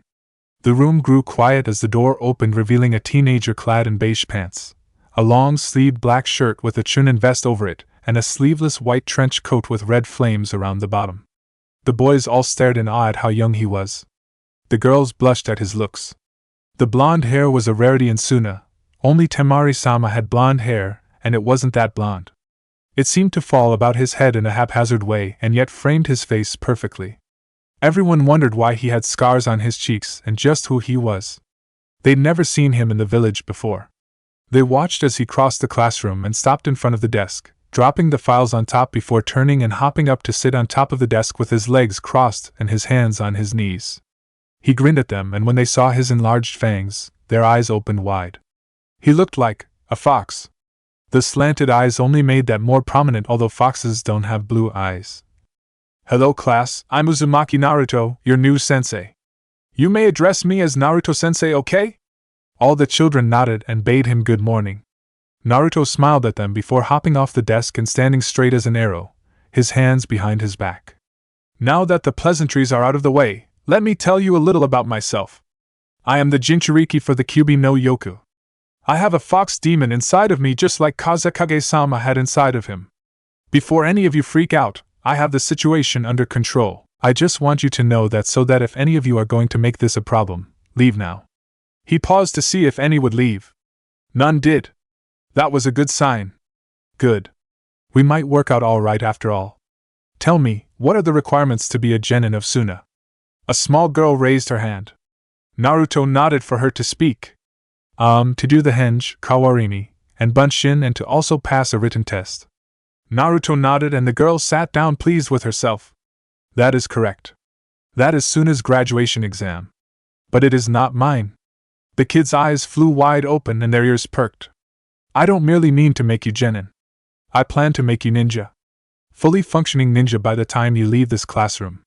You in the front row, what is in that textbook? History, sir, along with theories on the lower level jutsu. Give me that. The student walked forward and handed Naruto his book. He flipped through it, made a disgusted face, and tossed it on the floor. Everyone, take your textbook and toss it into a pile. Once everyone had complied, he made some seals and burned them with a katon jutsu. The children all stared in horror. What the hell was this man thinking? If you want to study that, do it on your own time. I plan to make you children strong, stronger than the genin in Konoha, stronger than IWA, stronger than any other genin in this school. When you leave my classroom, you will be able to stomp the shit out of any student from this academy outside this classroom. Fighting amongst yourselves will not be tolerated. Am I clear? If you have an ego, if you're a fangirl or fanboy, if you're just an idiot with a chip on his shoulder, get out. I have no use for you. I was an idiot when I was a genin. I thought I had something to prove. I left the academy greener than a grasshopper's ass and thought I was king of the world. Let me tell you kids something. The world isn't fair. I'm the first to admit this.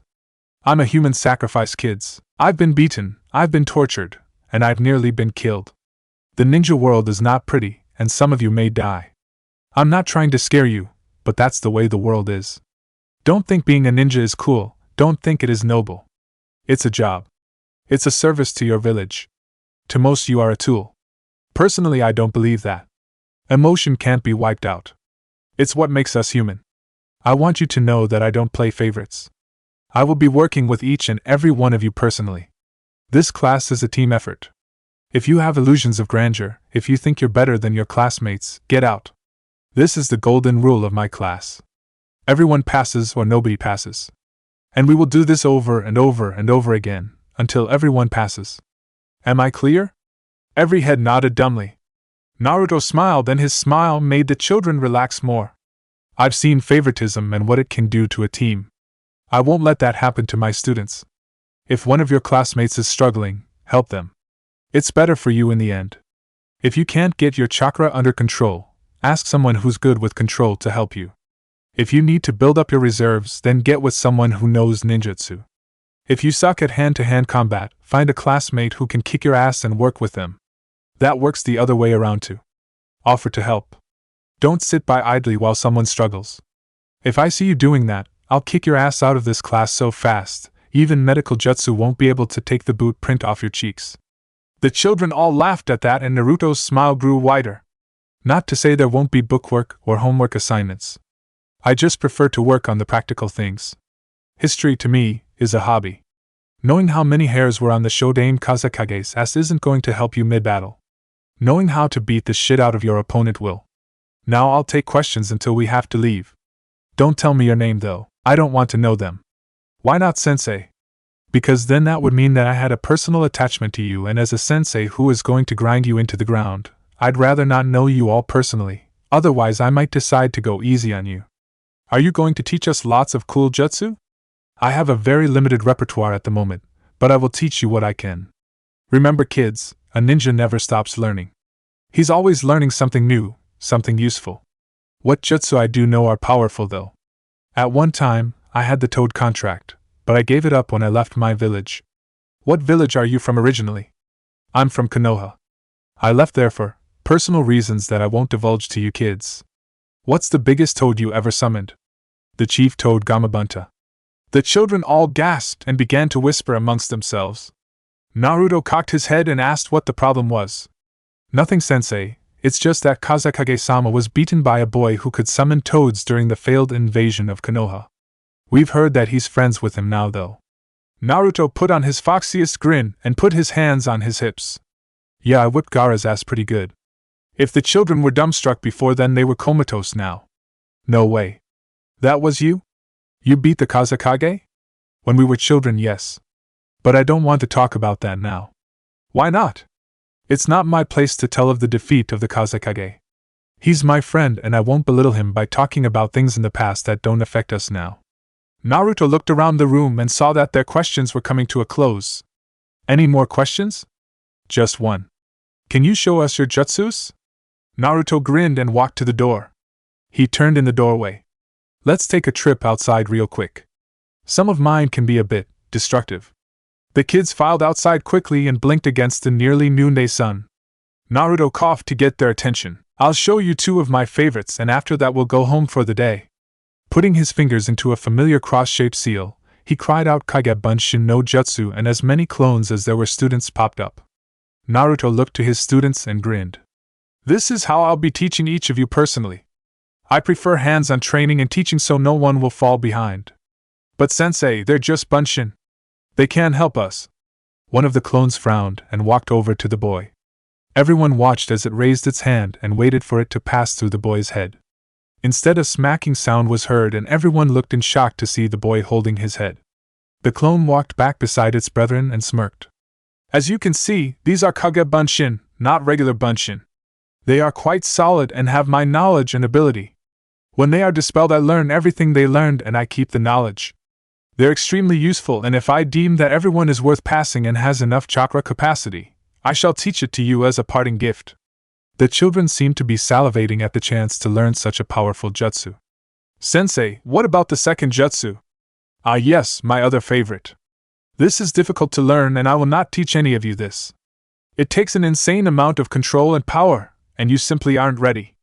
Even I can't do it without the aid of a clone. He held out his right hand and a clone stepped forward. Slowly blue chakra began to form in his hand and took the shape of a sphere as the clone maintained it. Naruto ran toward a large piece of an old wall and thrust the sphere into it, blowing it to smithereens. He clapped his hands to free them of dust and walked back to the group, dismissing his clones. He turned back to the kids and ushered them back inside, ignoring the heads poking out of the windows to see what the hell was going on. Once inside the classroom, he took up his station at the desk again. Now look kids, I'm not going to lie to you. This is my first time as a teacher and I don't want to screw up. I promised Gaara that I wouldn't let him down, and I intend to start with this class. Suna needs good shinobi, dependable shinobi, and this class has the potential to be one of the best ever. Take the rest of the day off and think about whether you want me as a sensei or not. I'm unorthodox, I'm brash, but if you're willing to learn, I'm willing to help you. If you'd rather wait till next year when you can have a seasoned Chunin teacher, then I won't blame you. We'll be going by ear here. We'll still have tests, by the way, but that will be on things I think are important. Personally, I think genin exams are a crock. I myself can't create a simple bunshin. I have too much chakra. I have a friend back home who can't use jutsus, but he's still one of the best ninja I've ever met, and on a good day he could kick anyone's ass from here to mist and back and never have that smile of his leave his face. We will accentuate your positives and work on your negatives. Remember, this class motto is, no one is left behind. Now get out of here. I got other things to do and a lesson plan to work on. The children filed out as if in a daze, and Naruto left after them, wondering if he was doing the right thing. As soon as the door was closed, a genjutsu dropped and the Sand siblings stood in the corner. Temari turned to Gaara and saw that he was deep in thought. So? What do you two think? Kankuro took up a thinking pose that looked unnatural on him, but this was an unorthodox thing to begin with. I think he'll either make or break these kids. Naruto was always a do or die kind of person. Personally, I think the academy has been due for a shake-up like this for years. What do you think, Temari? I think he'll do fine. I actually like his approach. It reminds me of Baki-sensei. Gaara, what do you think? Gaara didn't answer for several minutes. He just stood there with his arms crossed until that small smile made it onto his face, and his siblings stared at him waiting for his answer. I hope Naruto bakes another dessert tonight. I seem to have acquired a sweet tooth. He disappeared in a swirl of sand, leaving two baffled jounin. After the shock wore off, Temari smiled at Kankuro as they walked out of the room. He'll do just fine. And I hope he bakes a cake tonight too. That boy's a damn good cook. Kankuro took a sip out of his canteen. Then why don't you rope him and take him out? Temari looked up as they walked and waited until Kankuro took another sip of water before answering. I just might. I saw him in boxers, remember? He has a great ass. Poor Kankuro nearly died from choking. Naruto did indeed bake a cake that night, and everyone was very appreciative. He retired early to his room to think about what he'd done that day. He laid on the bed with one arm on his forehead, staring at the ceiling. Had he done the right thing in telling those kids the truth? Had he been too harsh in telling them the ugliness of the world? He sighed and rolled over to look at the clock. It was late and he needed to get to sleep. He rolled back onto his back and sighed again. I guess I'll find out in the morning.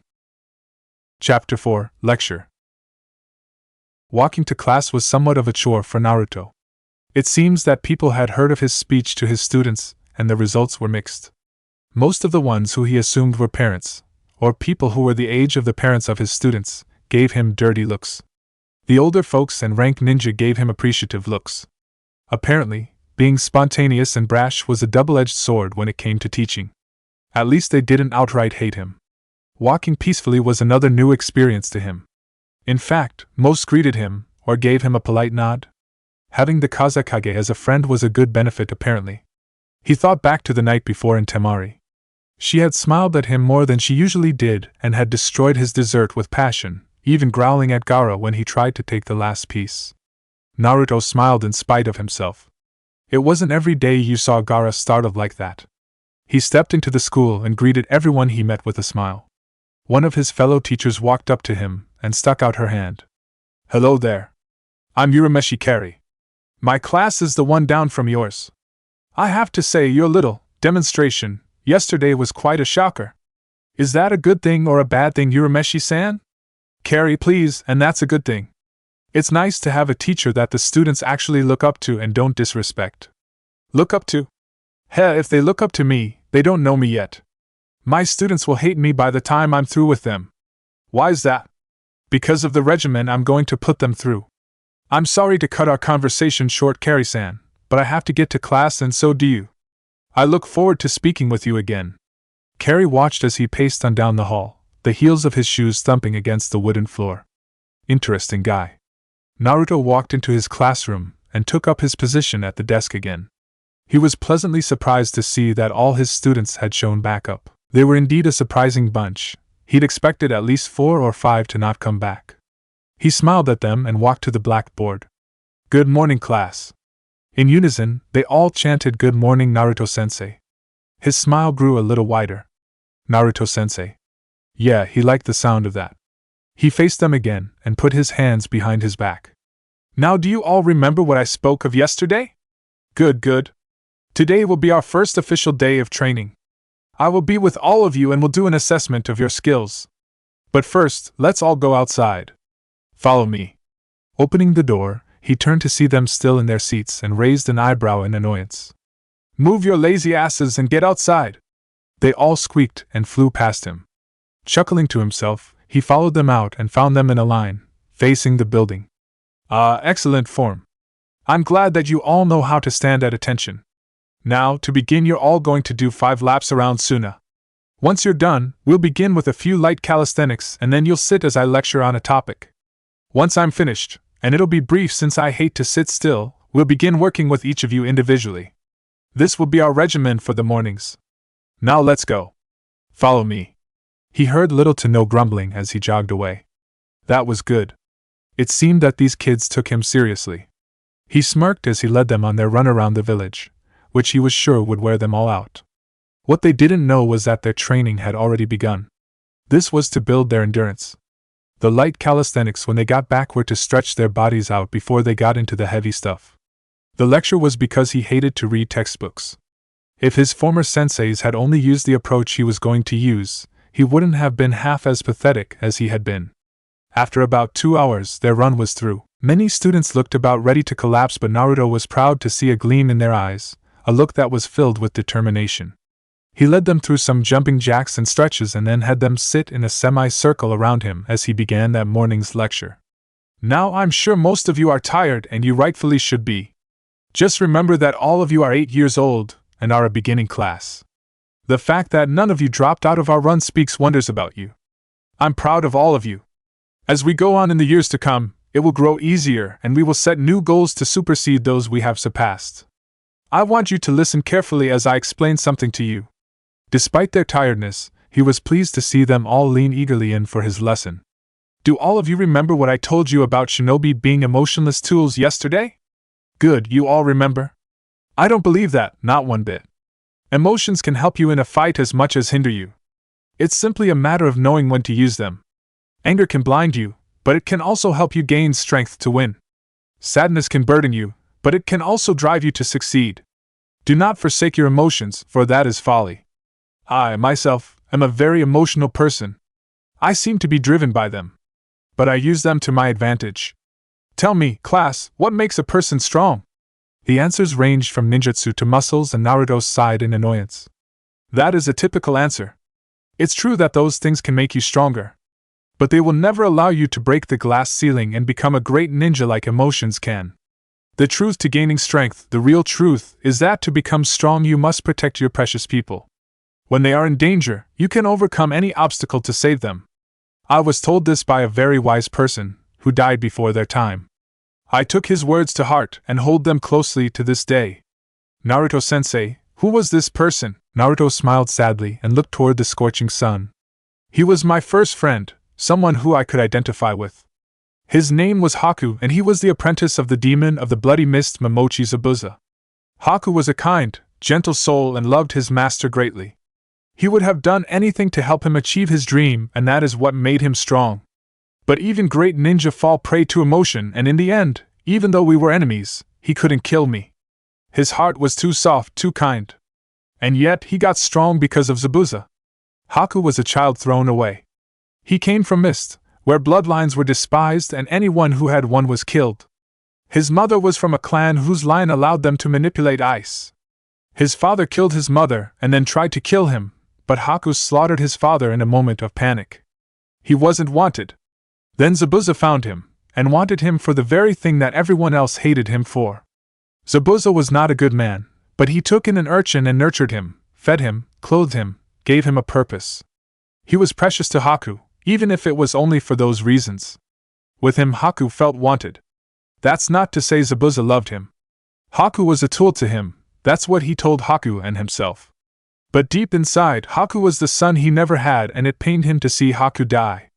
The day Haku died, snow fell in a land that had never seen snow and Zabuza died, wishing with all his heart to see the boy in the next life. I hope he made it there. I hope those two are together and I hope they are happy. Purity. That's what Haku was, pure as the snow, and with the snow came a pure start for a country on the brink of decline. Naruto looked at his students and sniffed. I hope you all take Haku's words to heart. Shinobi are not gods, we are men and women, flesh and blood, and we take life and we give life. We love and we hate, we kill and we protect.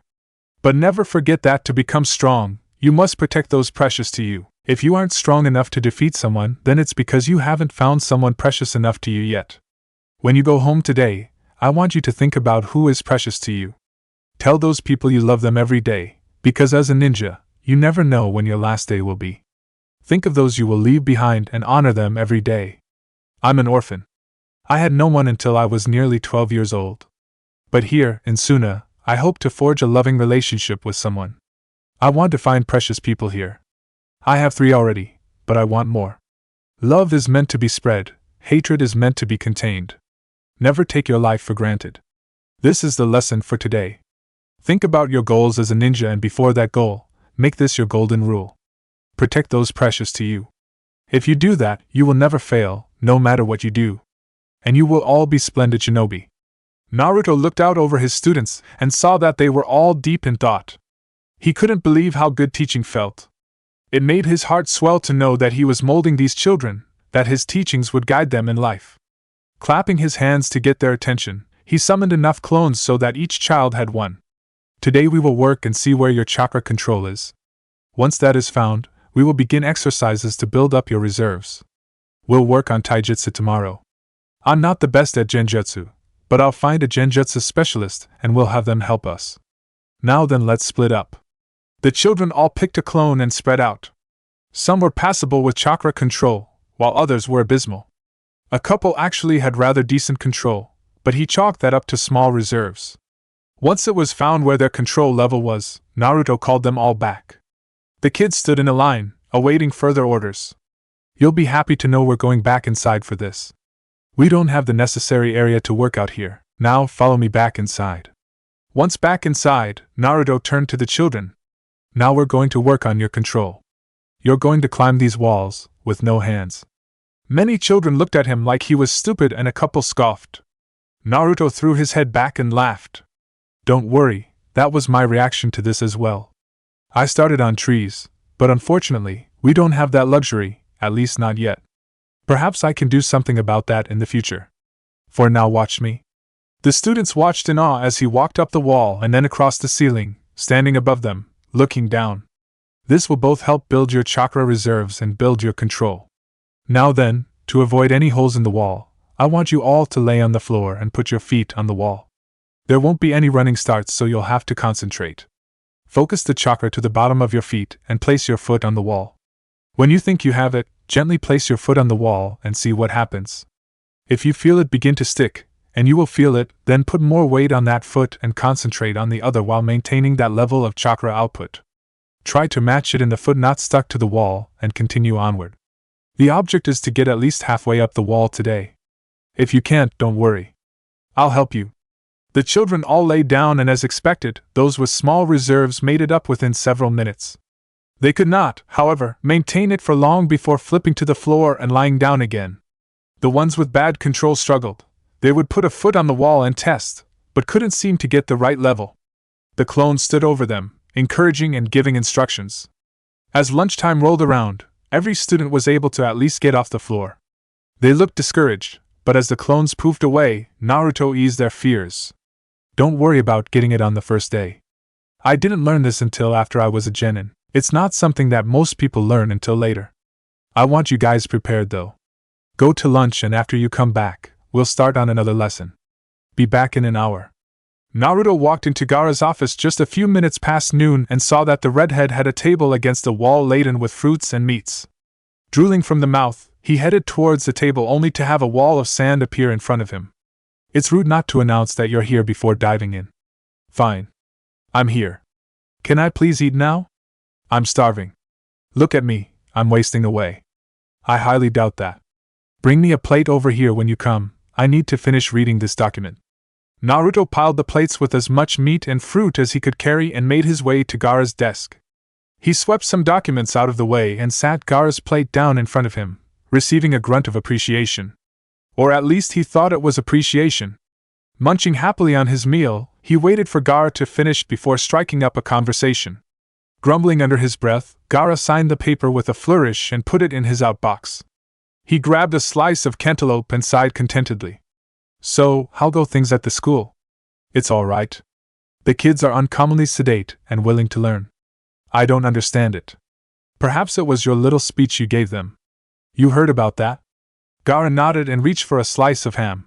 From numerous sources. I'd say you scared the stupidity right out of them. That's a good thing though, so don't go getting mopey. It doesn't suit you. Well, I just hope I'm doing the right thing. Have any parents complained about me yet? 1. He's a grandfather and legal guardian of one of your students. He remembers me way back when I was still a bloodthirsty killer, and doesn't like people like you or I. He's stuck in the past and wanted to pull his grandchild out. Of course, I told him where he could go if he didn't like it. He caved with little difficulty. You used your sand on him, didn't you? People should not be so foolish as to believe that just because I am young, that I am a pushover as kazekage. I don't take being told what to do very kindly, no matter if they are my elder or not. You still shouldn't threaten people, Gaara. It'll only reinforce his opinion of us. Gaara sighed and looked at his friend as he munched on some grapes. You're too kind for your own good, Naruto. It'll be the death of you someday. Perhaps. I'm sorry, Gaara, but I have to return to class. My clone says that the students returned earlier than I thought. Very well. I shall see you this evening perhaps, if my duties don't keep me here all night.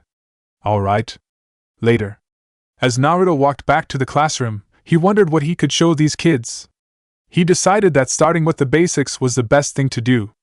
Since he'd already made them do control exercises today, they should be able to do henge with no problem. Nodding to himself that that was indeed the correct path to follow, he walked inside to find his classroom in utter chaos. The children were talking and laughing amongst themselves loudly. He gritted his teeth.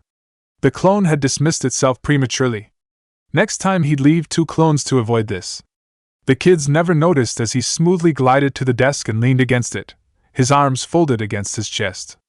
The more he listened to the pointless banter, the more irritated he became. He thought of using his former sensei's big head jutsu but decided to test the theory that Gaara had that these children actually respected him. As quietly as he could, he uttered 2 words. Be still.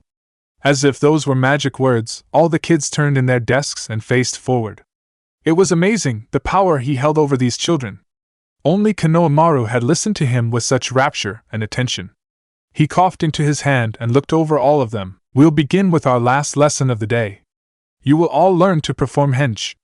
I will situate you each with a clone and it will show you the necessary seals to perform this jutsu. This is a rudimentary jutsu, as are all the academy graduating standards. However, henge and kawarimi can save your life if need be. They cost relatively little chakra and higher-level shinobi still use these E-class jutsu to this day. In fact, henge was my favorite technique for quite a while. Allow me to give you a demonstration. Naruto put his hands in the proper seal and transformed into Gaara. In the kazekage's monotone drawl, he explained the exercise. To complete the jutsu, to make it totally effective, it helps if you learn the mannerisms and voice of your preferred target for transformation. If you can replicate everything down to the tiniest twitch of a finger, only a genjutsu master or someone with a dijitsu could tell you weren't the real article. Now then, scatter out around the classroom and prepare to learn.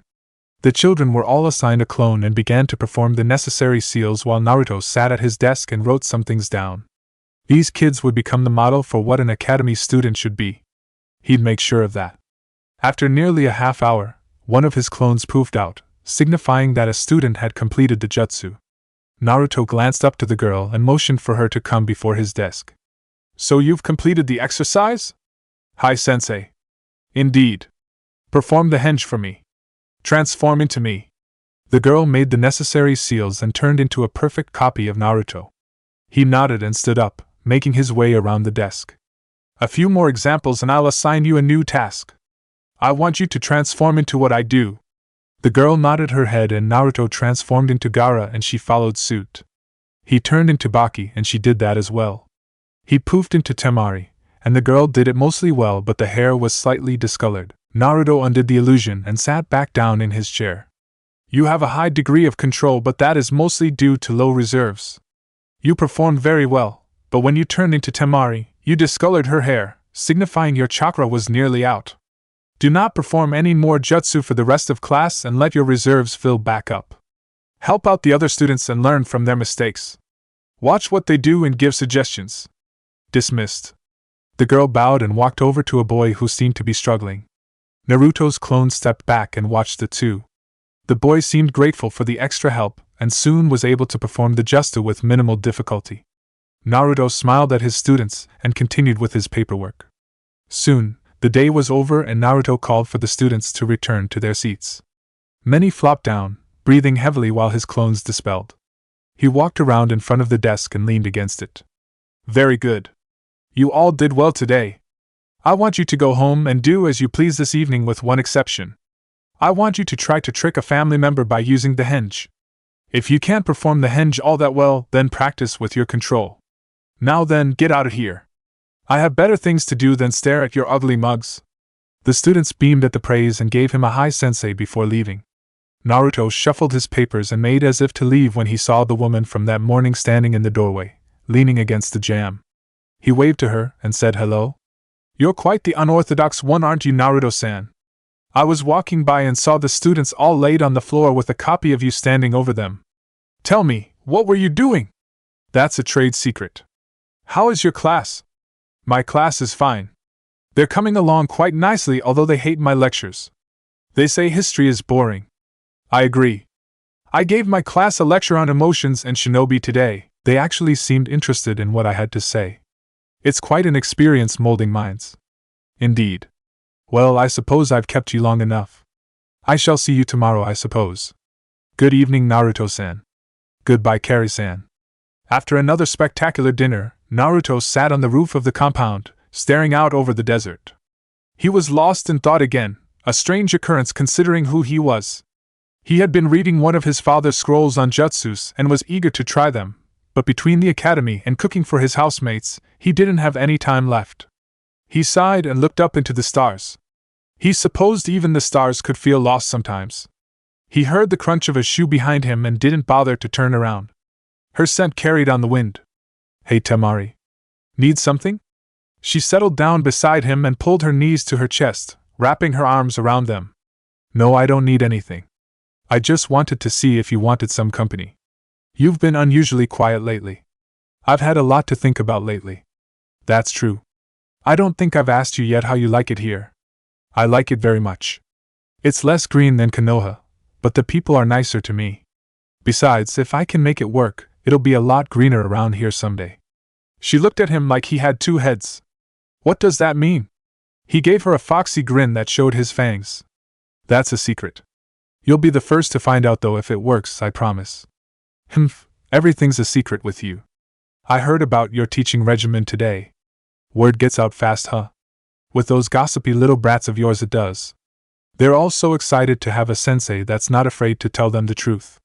Word around the campfire is that you have quite a few pairs of eyes on you, both professionally and otherwise. Naruto cocked an eyebrow and looked at her quizzically.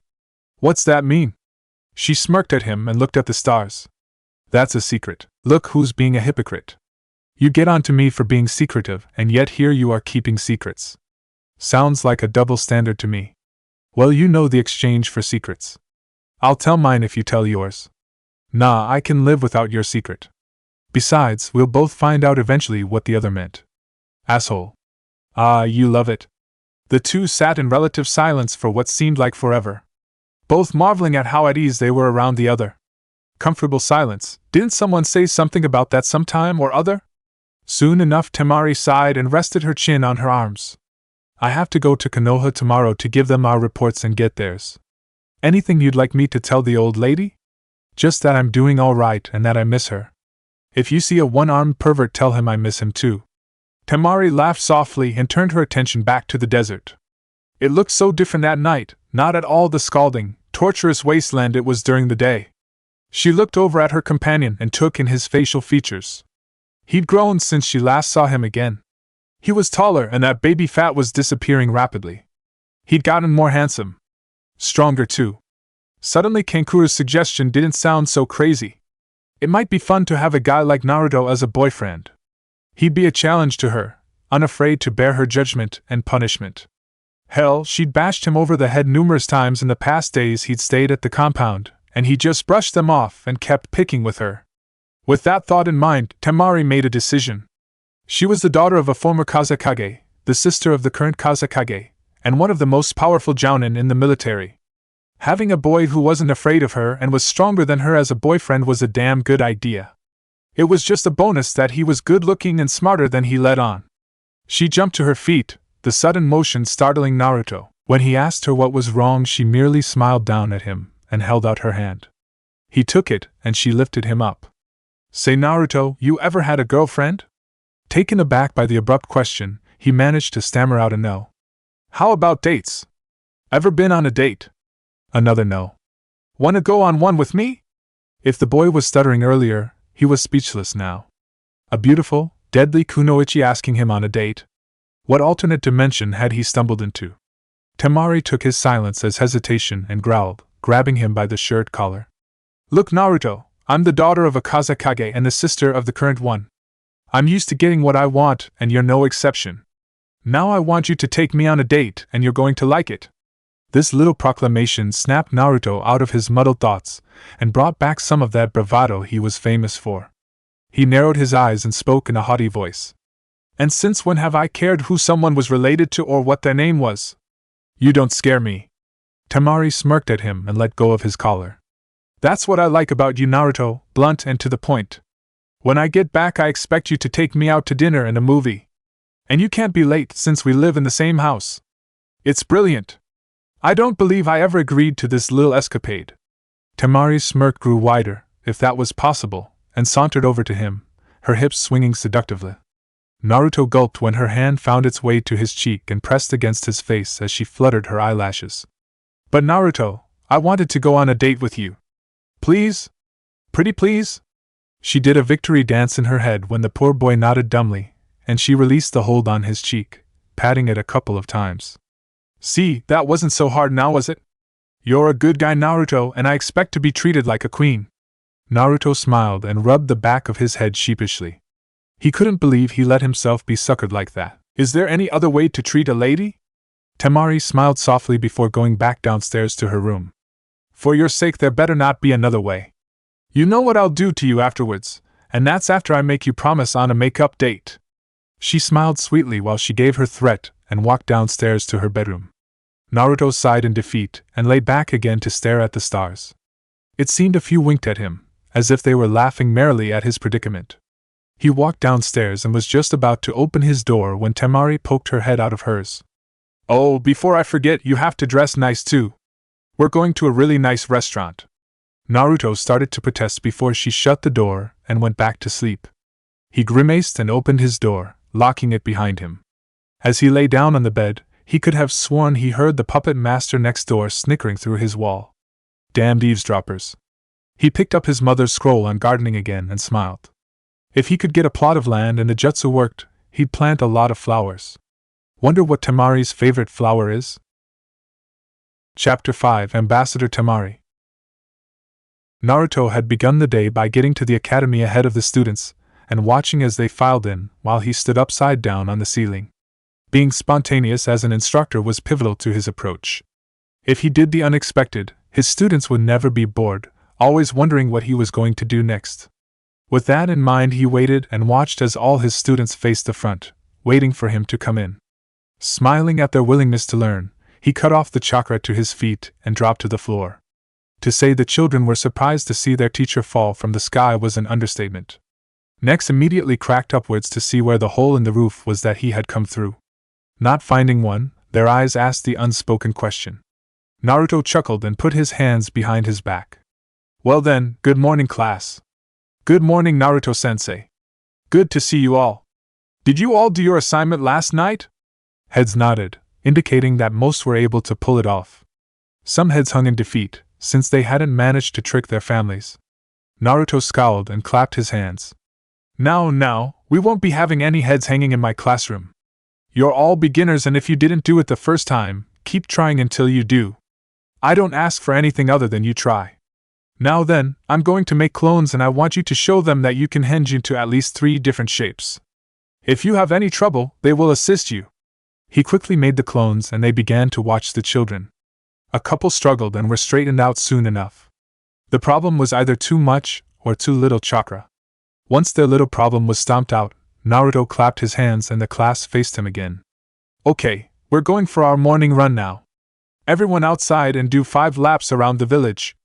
The children complied again and ran around the village. They finished their run and stood in a line, some puffing, some huffing, all tired. Naruto led them through their calisthenics and told them to sit. All right, kiddies. Today, we're going to be doing taijutsu. Now, personally, I have no style.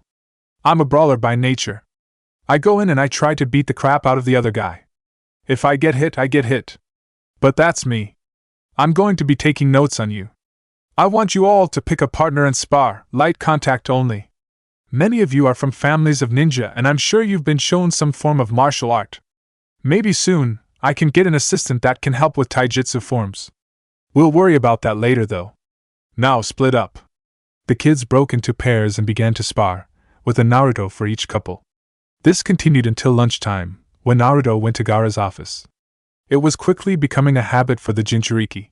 With lunchtime over, Naruto motioned for the kids to lie on the floor and tried to walk up the wall again. The next day would be covering the hand seals.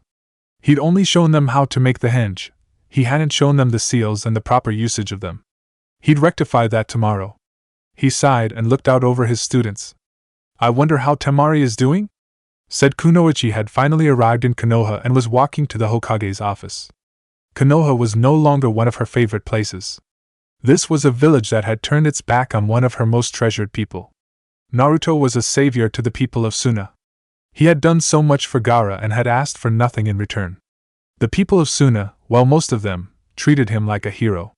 Here in Konoha, he was a reminder of the past, a reviled thing no matter what he did. Hell, Gaara had killed people, his own people, in the past and the citizens of Suna mostly forgave him. Temari nodded absent-mindedly to the people as she passed. Her thoughts weren't with Konoha at the moment. A sudden realization made her cringe. She'd have to meet all of Naruto's friends at some point, and the only ones she didn't mind were that Hyuga girl and Shikamaru. The thought of the lazy Chunin brought a smirk to her face. To think she used to have a small crush on the lazy ass. She sighed as she came before the door of the Hokage tower. She wasn't looking forward to this. Tsunade had been worried ever since Naruto left. She'd been so relieved when she received Gaara's note that he had arrived safely, but had yet to hear anything else about her favorite blonde. He'd been gone a little over 2 weeks, and she was already tired of her job. She hadn't realized how much the boy made her appreciate what she did. His desire to be in her position made her continue on every day. Without him there to prod her though, she simply didn't have the drive or motivation. Perhaps it was time to pass it on to someone else. She laid her head on her desk and sighed heavily. Maybe she could move to Suna too. Temari opened the door after receiving the okay from Shizun. She had been expecting Tsunade to be asleep, as she'd found her like that several times.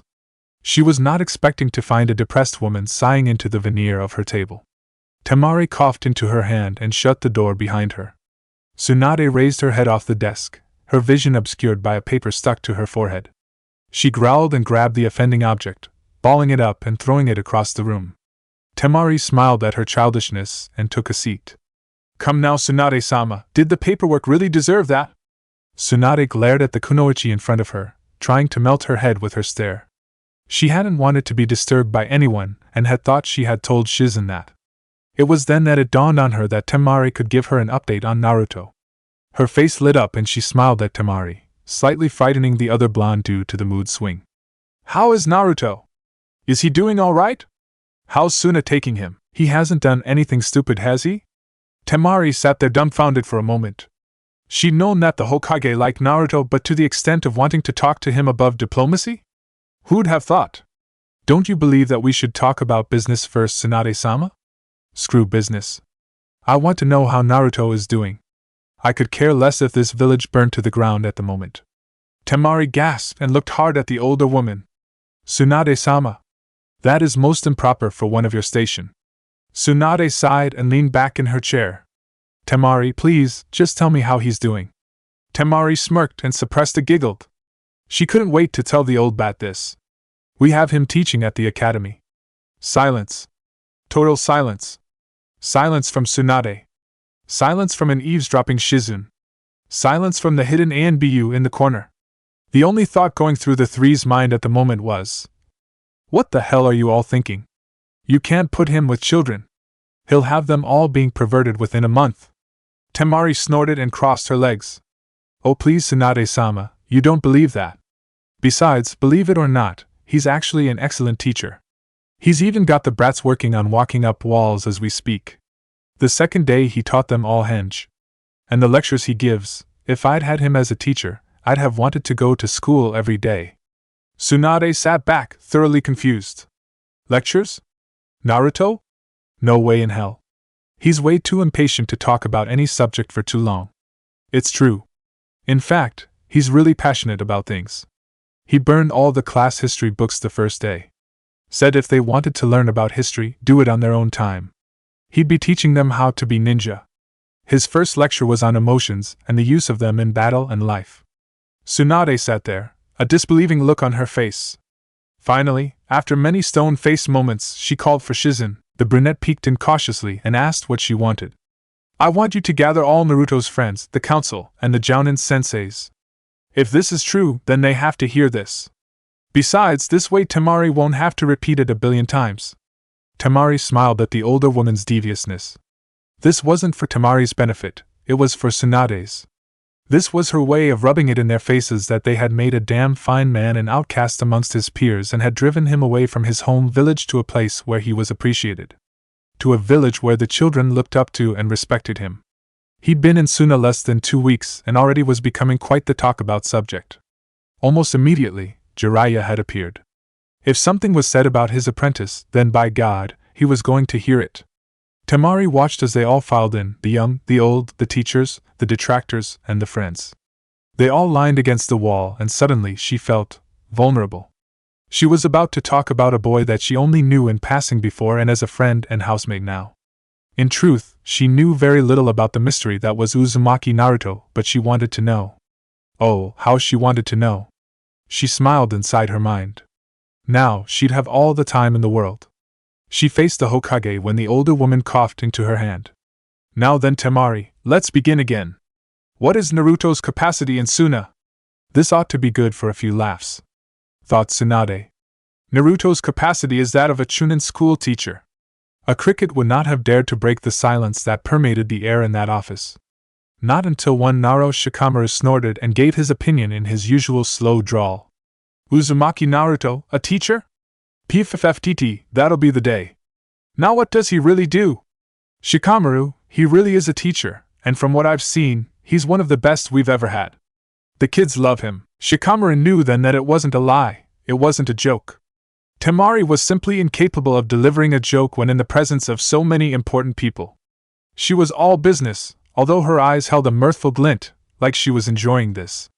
So troublesome. Ahem, now that we have that out of the way. Temari, continue with your analysis. Thank you, Hokage-sama. Naruto is coming along nicely from what I've seen. The people of Suna have taken to him very well, and so have his students. He gave them a lecture the first day about the dangers of being a ninja and gave them a chance to wait for another teacher. All of the students were back the next day. He's currently teaching them the basic ninja techniques and advanced chakra control. Sakura spoke up when chakra control was mentioned. That wasn't Naruto's strong suit. What do you mean by advanced? How old are his students? He's teaching them to walk up walls. And they're 8. He has a beginning class. This caused a slight uproar among those present, particularly the council. How could the people of Suna let that boy teach their children?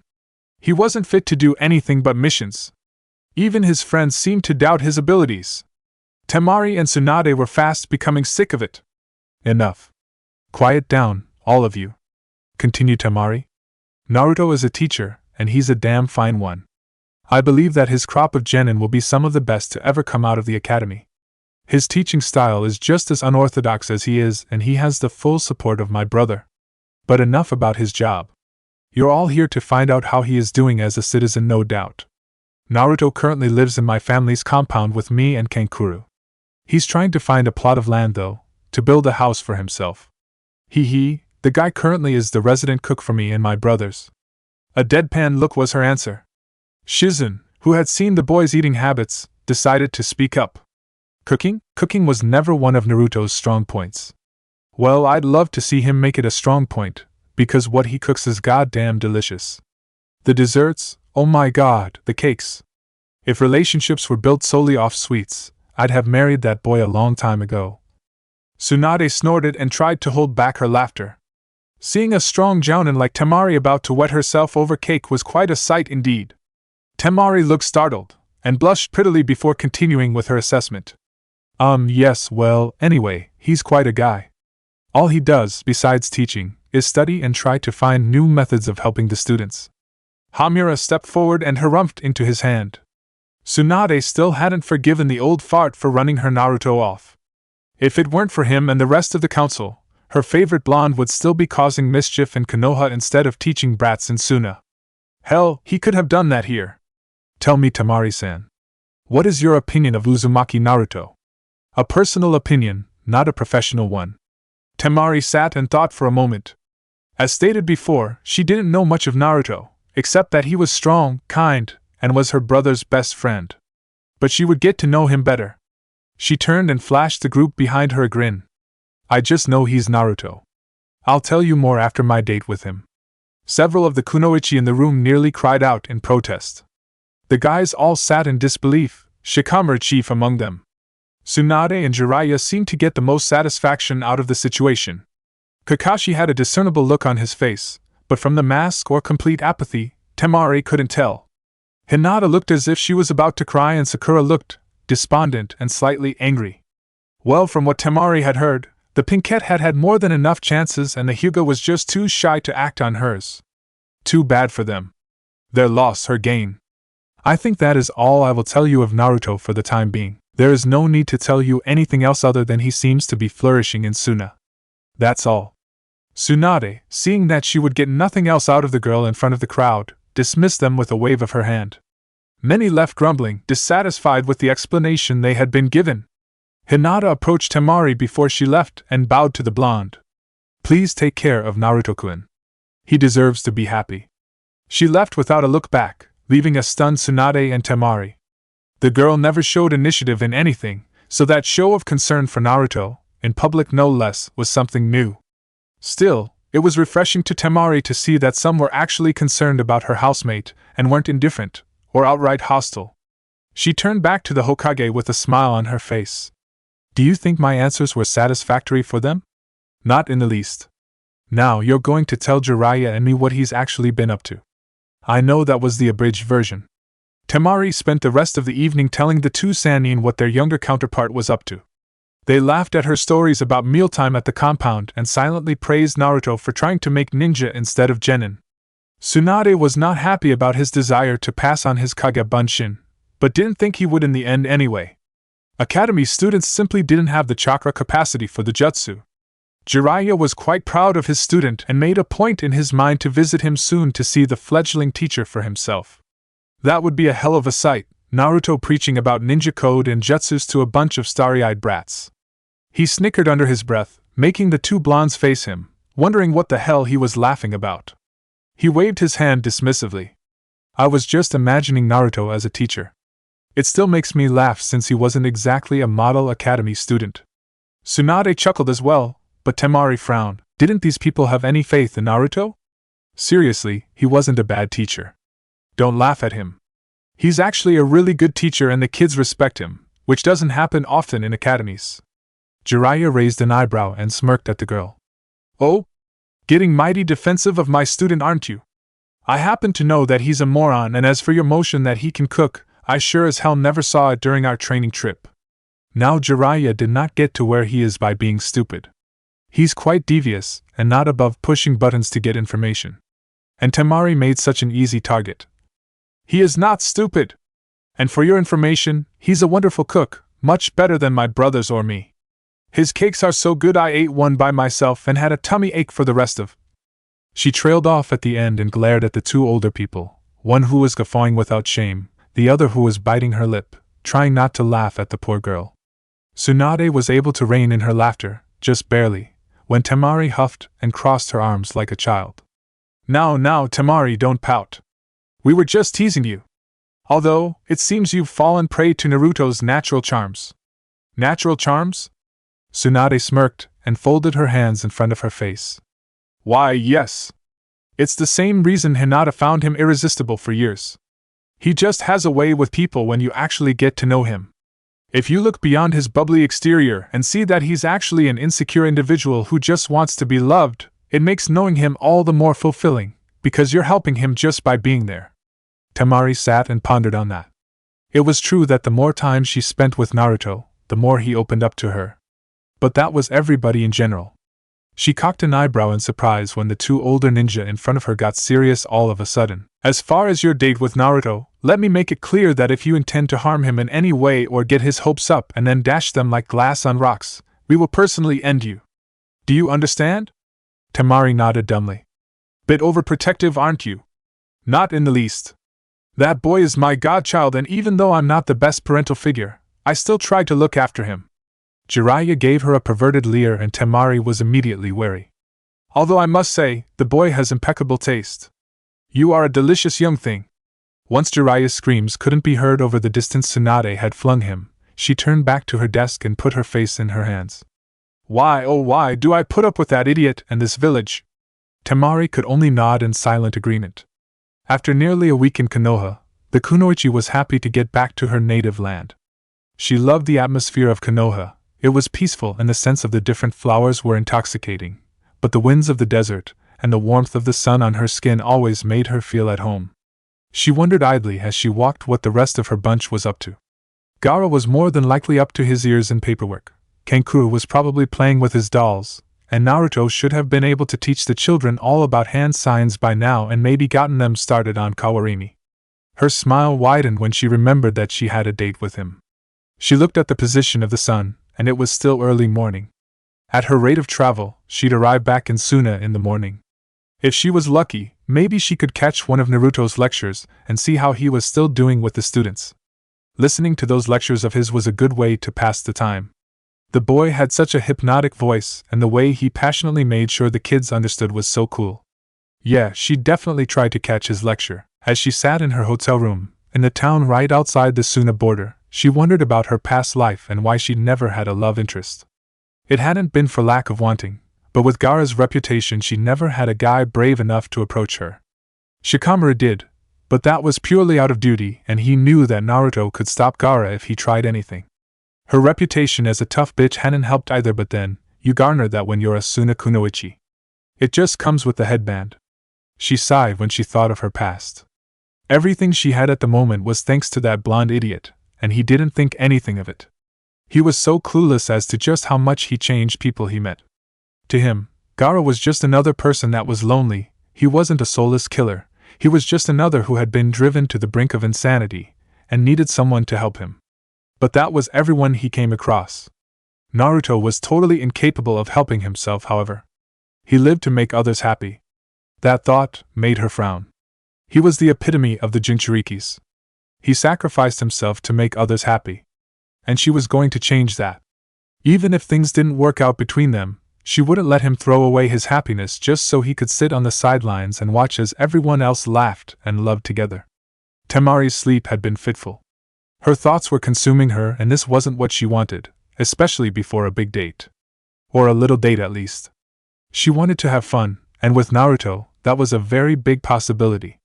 Of course, since it was Naruto, there was also the prospect that her evening would end with her beating the hell out of him.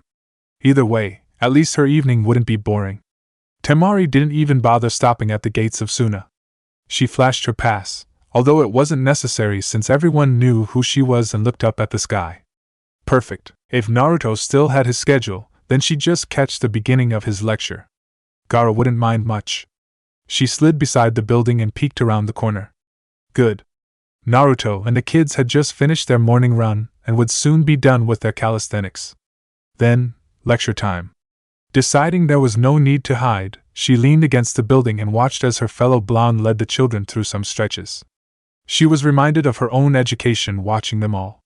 Of course, her father being kazekage led to her having a private tutor in Baki, along with her brothers. She hadn't had much interaction with kids her own age, and that hurt. But seeing all these young ones trying made her smile. She watched as they all sat in a semicircle around Naruto. Show time. Naruto had been having a good week. The kids' training was coming along nicely, and they hadn't complained when he suggested they study history in their spare time. To him it wasn't important, but then again, it never hurt to study past battles and apply it to your current strategy. It never hurt to learn anything, and that was something he tried to impart to his students. Jiraiya was a perfect example of a ninja never stopping learning. The old hermit was fascinated with his Oiroku no Jutsu and tried multiple times to use it, but to no avail. It didn't mean he stopped learning though. Naruto looked out over his students and beamed them a smile. He still refused to learn their names, but he was quite proud of them. The other academy teachers had requested that he alert them when he was about to give a lecture, for what purpose Naruto didn't know. He made a few kage bunshins to go and tell the teachers he was ready, and that's when he saw Temari. Several of the younger kunoichi saw her as well and were excited to see the sister of the kazekage and a powerful jounin in her own right. He smirked and motioned for her to come over. Temari walked over as smoothly as she could, trying to make it seem like she was uninterested while trying to swing her hips as seductively as she could while being subtle. The kids wouldn't pick up on the body language, but Naruto sure as hell did. He'd hung around a perverted ninja too much not to notice that walk. He didn't let it faze him too long though, and he smiled at his housemate. "Hello, Temari. Come to see the crop of students?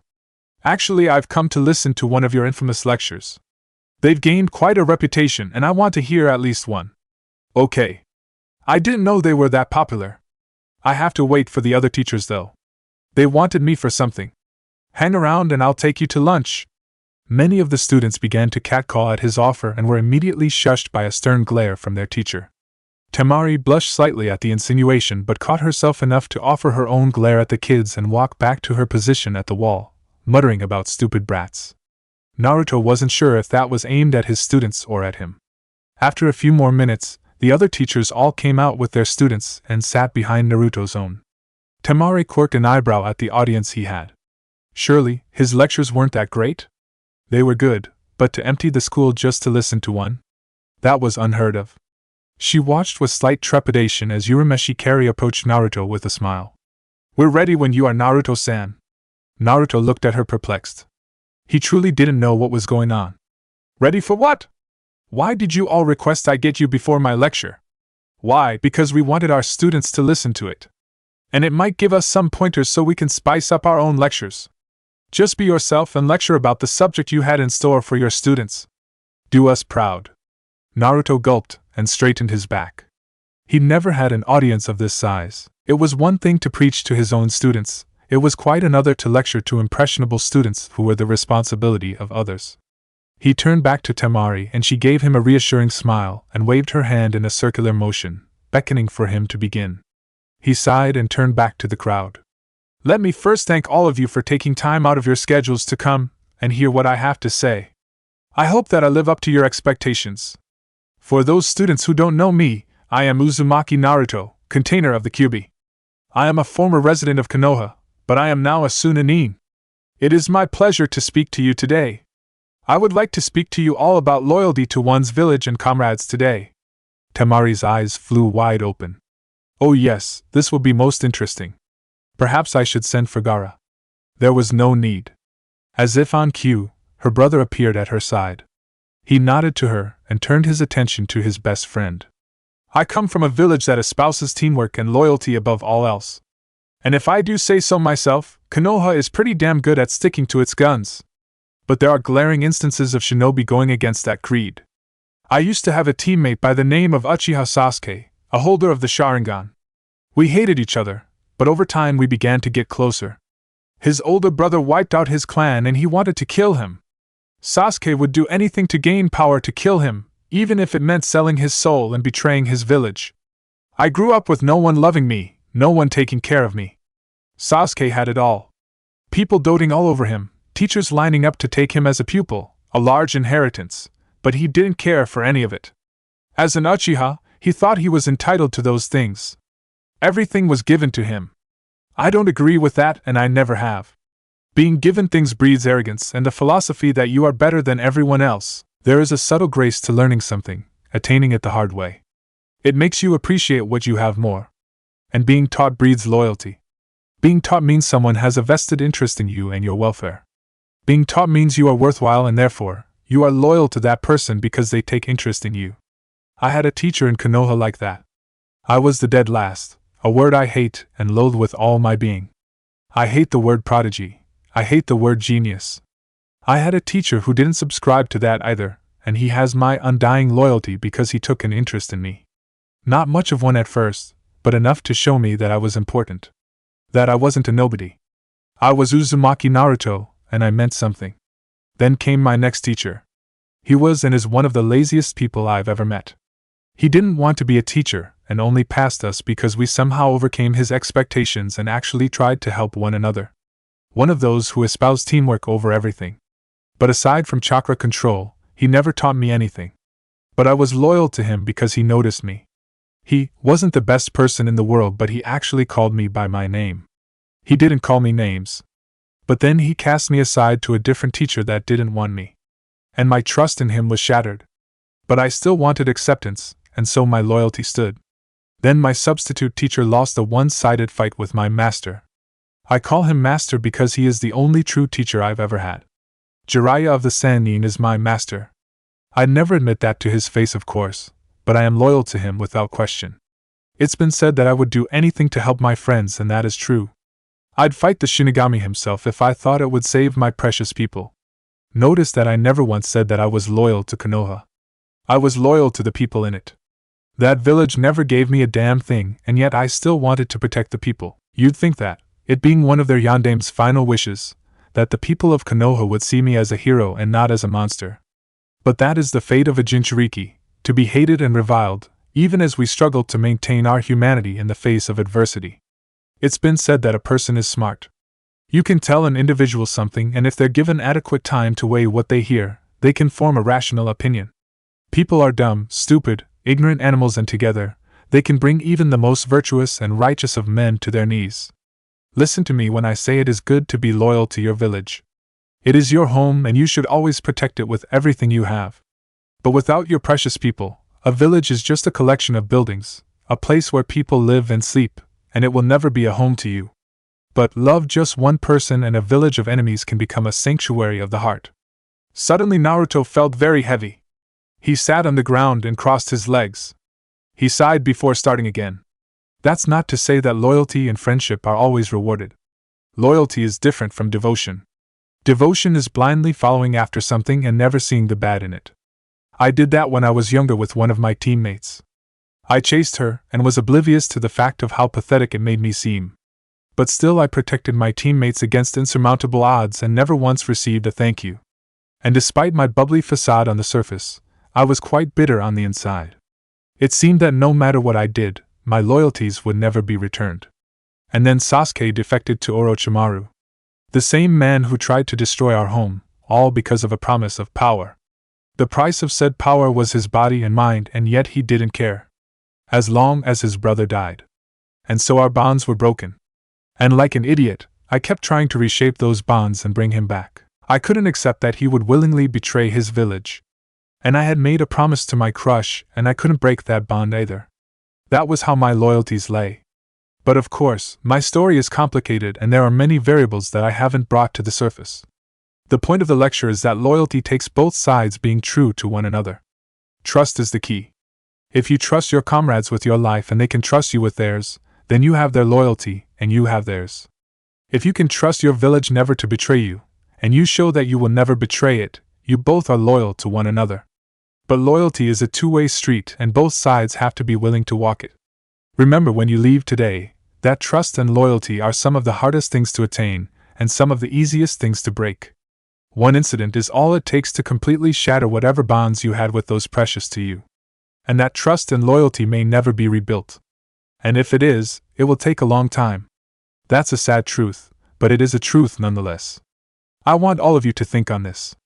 Naruto looked around and all eyes were on him. The children sat in awe at the frank discussion and even the teachers were impressed. Naruto sighed and smiled at the throng. Sometimes he felt so old. Remember to protect those precious to you. I say that quite a lot, but it is a rule to live by. Remain true to your ideals and your loyalty will never be questioned. And if anyone ever questions your loyalty, Work twice as hard to prove you are the better man. Do not sink to their level, questioning a fellow ninja's integrity. If there is one thing I cannot stand, it is a traitor to one's village and friends. If any of you ever turn on our home. At this, Naruto channeled a fraction of the Kyuubi's power to change his appearance and give his voice that demonic edge. Everyone in attendance, except the Sand siblings, were frightened at the sense of power. When he wanted a point across, he'd get the point across. I will have no mercy upon you. I will request to be the one to hunt you down. All of you children are vital to this village's survival. Do not let visions of grandeur and false power lure you into betrayal. Do not fall into the trappings of others more foolish than you. Naruto let the demonic chakra fade and watched as the audience caught their breath. To their credit, the kids looked awestruck. Perhaps there was hope for him here if they were so understanding. I'm sorry if I frightened you, but you must understand that I will not tolerate traitors. You were taught to be ninja, the best of the best, in this village, and you should never abandon it. If things don't go as you wish, try to change it. Don't run from your problems. Face them head on and I'll always be proud of you. Now I'm going to lunch and I suggest you do too. I'm starving. Whatever tension was in the air dissipated immediately. The teachers all chuckled and ushered the kids back inside. Naruto strode to the Sand siblings and put his hands on his hips while giving them a foxy grin. Well? How'd I do? Gaara umphed and nodded his head. It had been a good speech. Temari smirked at him and crossed her arms under her chest. Was the demonic chakra necessary? Some of them might have pissed their pants. They need to understand the dangers of running off and betraying the village. If someone had threatened Sasuke like that, I don't think he ever would have left. Gaara sighed and shook his head. In any event, you two come to my office and we'll have lunch before you return to your class, Naruto. Temari, you have to give me your report anyway.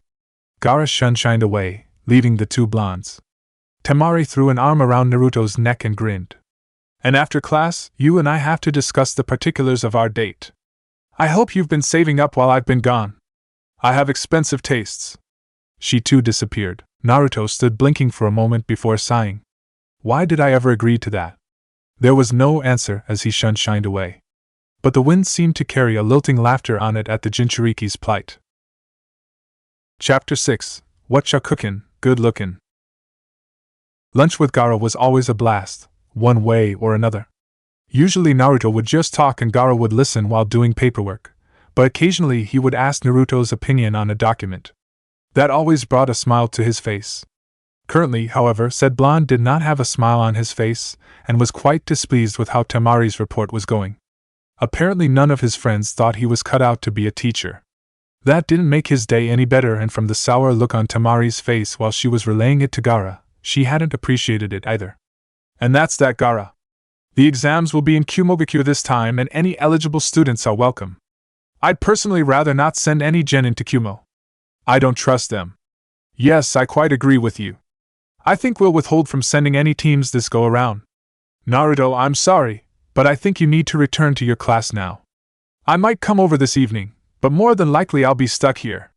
Naruto nodded and left to finish out his day. He had plans for this weekend, plans that included Temari and reading some more of those scrolls.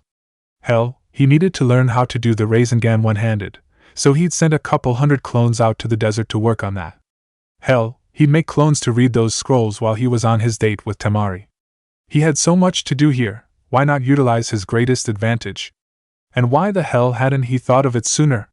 He'd lost over 2 weeks that could have been put to use. The two siblings heard him growl in frustration as he left, but chalked it up to having to deal with the students the rest of the day. Temari turned back to Gaara and sighed. Hopefully Naruto would be in a better mood by the time their date rolled around. I think you deliberately left out some of your report while Naruto was here, Temari. Care to explain why?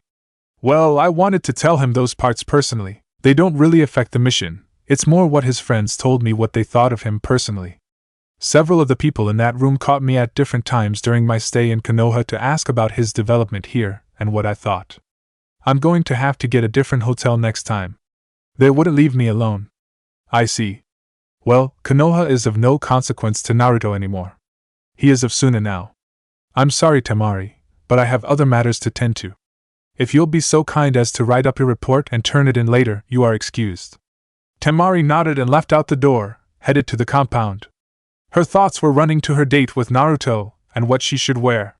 She didn't have anything beyond her normal clothes, really. Well, she had a couple exquisite kimonos, but aside from that she didn't have anything. She was never one for formal dresses or suits. She didn't like pants, they constricted too much of her movement with the fan. Battle-style kimonos or her old battle dress were her favorite clothing. They allowed her full range of movement, and in her opinion, made her quite the looker. She sighed as she walked through the compound's gates. Suna was her home and she never wanted to live anywhere else, but she loved the flora of Konoha. If only they had a garden in Suna, a park, something green. Her own experiments with gardening had ended on a low note. Even the desert flowers hadn't been able to grow under care. She laughed lightly at her misfortune. She was less nurturing than the desert. Yeah, that would attract the guys. Opening the door, she was greeted by the sight of two of Kankuru's puppets swiveling their heads to look at her. She raised an eyebrow in annoyance at her brother's actions. He knew he wasn't supposed to bring his toys into the living area. Hey Kankuru. He peeked around from a new puppet he was building and grinned at her. Hey sis. How was your trip? Aggravating. Any problems while I was gone? Nah, you missed a bunch of good meals, but other than that, no.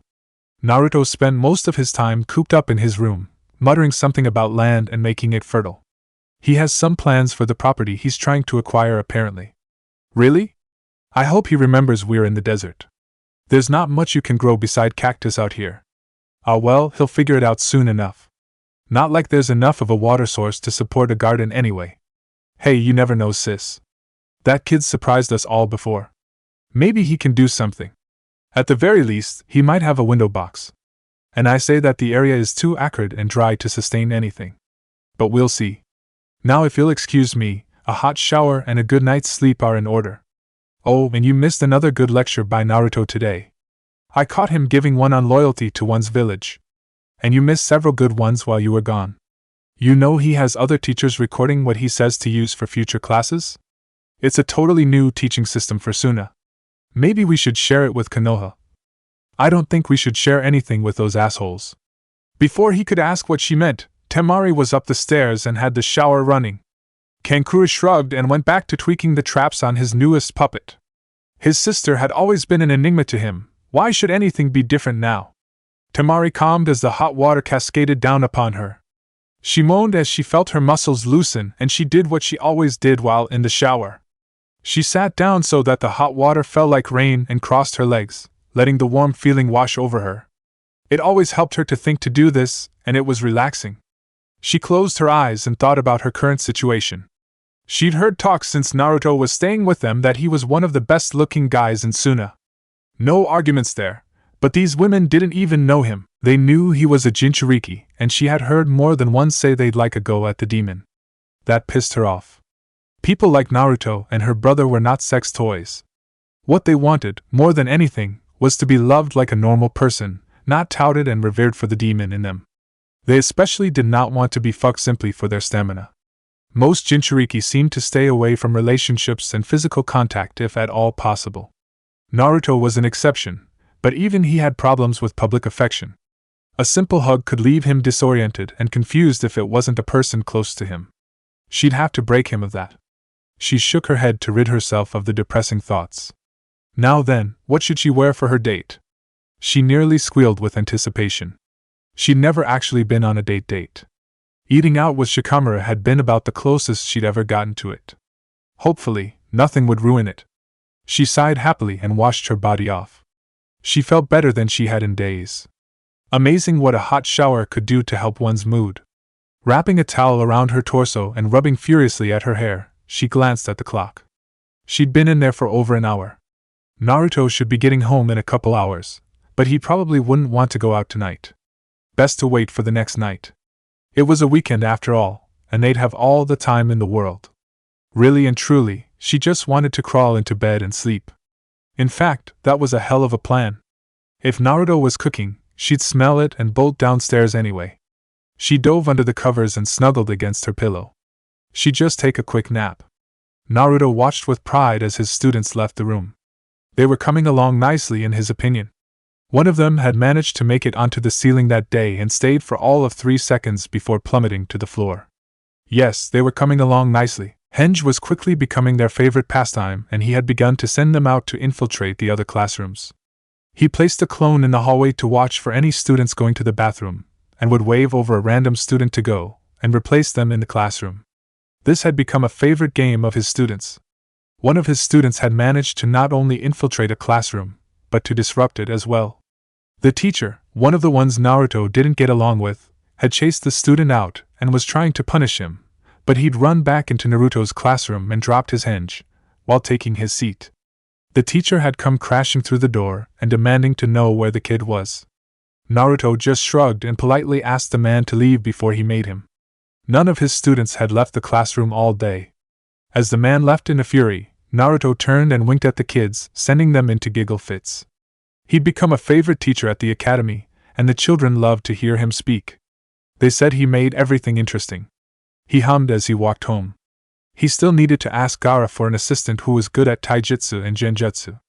Oh well, he had an entire weekend for himself now. No reason not to get a little done. As soon as he crossed through the gates into the compound, he summoned a couple hundred clones, give or take a few, and split them into 3 groups. Alright, this group I want working on making the Rasengan one-handed. Don't stop until you're out of chakra. This one I want working on making the Rasen Shuriken more complete so it doesn't kill me. And you last few, I want reading the scrolls I brought.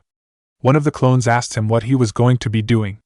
I'll be cooking for tonight and trying to convince Gaara to let me have a plot of land if he comes over. Now get busy, there's a lot to cover. And if any of you exhibit certain fox-like traits, destroy it. We don't need any unnecessary episodes. The clones all saluted and disappeared to do their assigned tasks. Naruto walked inside, waved to Kankuro and walked to his bedroom. He couldn't wait to get his own place. Not that living with the Sand siblings was a bad thing, he just wanted more space. And he wanted to try out his mother's ideas for raising a garden. Deserts, after all, used to be places that were teeming with flora and fauna but died out for some inexplicable reason. Most of the natural water sources were far below ground now, and would need to be brought up by other means. Before he cooked anything, he wanted to read a little more on that scroll. The more he read, the more intrigued he was. The first Hokage had been a Mokutan user, but no one really knew where the ability had come from. It was an unknown ability. His mother had been able to duplicate it, to a certain extent, to make her garden massive and the most beautiful in Konoha. He'd noticed several unidentifiable species of flowers when he'd visited his parents' home, but they were wild now, and untamed from years of lack of care. He just needed the land to try his luck. Naruto looked over at the clock and decided it was time to get up and cook supper. As he opened his door, he felt that slight jar in his mind as a clone dissipated and the memories came to him. He smiled and lifted his right hand, trying to form a Rasengan without help from a clone. It began to form but then disintegrated. He was getting there though. Just a little while longer and all his efforts would pay off. He sauntered into the kitchen and turned on the stove. Teriyaki chicken and stir-fried vegetables sounded good tonight. Naruto watched as Kankuro appeared nearly instantly and began wolfing down his food. Naruto waited in his seat for Temari to arrive, but after a couple minutes he began to worry. Hey Kankuro, Temari is here, right? Yeah, she's probably asleep. She was tired when she got in. Naruto sat there picking at his food. He just couldn't eat if they weren't all there, and Temari had probably been asleep for several hours. He rose from his seat and Kankuro stared at him, confused. Where you going? Naruto turned back to him, and his head jarred again as another clone released. I'm going to wake her up. She needs to eat it while it's warm. It doesn't taste good reheated. Well, tell her to hurry up or I'm eating her portion. Naruto nodded and headed up the stairs. As he went he tried another Rasengan. This one was a little bit more developed, but he still had little to no control over the shape. Soon. He crept up to Temari's door and cracked it slightly. He'd never been in her room before and had no reason to be in it before. He pushed it open further when he heard the soft sounds of her rhythmic breathing. She was in a deep sleep, obviously tired from her trip. She still needed to eat though. He took in the surroundings and a small smile found its way to his face. Temari, although she prided herself on being one of the toughest bitches you'll ever meet, was still a little girl at heart. She apparently adored stuffed animals, since several adorned the walls. Beyond that, she didn't have much. It was a standard ninja bedroom, jutsu scrolls, her battle fan against the wall, weapons hung on racks. Naruto crossed the room and stood beside the bed. Temari had not put her hair into the familiar ponytails, and with her hair flowing around her, she looked more beautiful. A soft smile came across his face. Perhaps dating someone who could look so angelic one moment, and be a complete tigress the next wouldn't be a bad thing. First, he had to get past their first date though. Rousing himself from his whimsical thoughts, he shook her shoulder and softly told her to wake up. Temari had been having a dreamless sleep and it was very relaxing. Usually, her mind was so all over the place that she couldn't sleep. She groaned when she felt something soft touch her shoulder and begin to shake her. The voice calling out to her was very gentle, and it reminded her of days when her mother was still around. Thinking of those days made her heart ache, and she latched onto the familiar feeling. Naruto hadn't been expecting Temari's arm to shoot out and grab his. Nor had he expected her to pull him onto the bed and roll over, hugging him like he was a teddy bear. Although the act was quite comfortable, and maybe she'd be willing to do it again later, the food was getting cold, and he didn't want to have to explain to an angry Temari why he was in her bed. He tried to move, but she latched onto his waist and snuggled against him, rubbing her face against his stomach. He tried not to laugh at the childish gesture, but it was hard. He tried to wiggle out again, no go. She had a death grip on him. Temari was enjoying the warm sensation. She had been comfortable under her covers, but she had neglected to take something soft to cuddle with when she dove under them. She couldn't quite remember purchasing or receiving this particular toy, however. It was soft and yet hard, but not unpleasant. It smelled of the earth and the forest, and chicken teriyaki. And it kept trying to rouse her from her sleep while whispering softly. Her eyes slowly cracked open to see what exactly she had in her arms. They flew open when she saw the golden tresses and familiar sheepish grin of one Uzumaki Naruto. Naruto had been trying in vain to escape the kunoichi's clutches, but to no avail. He looked down when he heard a gasp and then a growl, straight into Temari's wide eyes. Time to run damage control. Temari, before you think what I know you're thinking, I came up here to tell you supper's ready. I was shaking your shoulder and you yanked me on top of you. I couldn't get loose. You have a very firm grip. Do you work out? He scratched the back of his head and tried to look as cute as possible. In recent years, he'd figured out that the more clueless and hapless he looked, the easier it was to get away with things. He was thoroughly surprised when Temari sat up on her knees and grabbed him by the front of his shirt, shortening the distance of their noses by a couple centimeters. He'd been drug up to his knees as well when she grabbed him, and he took note that at the moment her legs were on either side of his right thigh. And she wasn't wearing pants. Or panties for that matter. In fact, if that oversized shirt rode up just a little higher, Naruto blushed at the implications and his gaze snapped back up to meet Temari's. Temari noticed that his gaze traveled down to where she was essentially sitting on his thigh. She hadn't thought much about it until she remembered that she wasn't wearing any underwear. She fought to keep the blush down, and pulled him closer until the tips of their noses touched before she growled out. Not only do I expect you never to mention this, I expect my date later to be flawless, you hear? And the one after that better be just as spectacular. Naruto gulped and nodded before he realized something. The one after? But we haven't gone out on our first date yet. Temari smirked and patted his cheek. It was fast becoming a favorite taunt when dealing with him. Why, Naruto, I'd be stupid to let such a fine male specimen get away from me after just one date. Besides, I seem to be losing more and more of my clothing every time I see you. Maybe next time, I'll lose everything, Naruto just nodded dumbly and watched as Temari smirked before shoving him backwards, dumping him out of the bed and onto the floor. I'll be down shortly to eat, now get the hell out of here unless you want me to kill you. She laughed lightly as Naruto disappeared without a trace. I am going to have so much fun with him. Temari emerged shortly thereafter to find a full Kankuru and a badly blushing Naruto. She sat at her usual seat and began shoveling the chicken into her mouth. It was really good. Hopefully he had a dessert prepared for tonight. It would cap off a most entertaining evening. She waved at Kankuru as he left to begin his patrol. He'd drawn a night duty this time. She didn't envy him a bit. Night times in the desert were always cold as hell. Hey Temari? Yeah? I'm sorry about earlier. I didn't mean to offend or anything.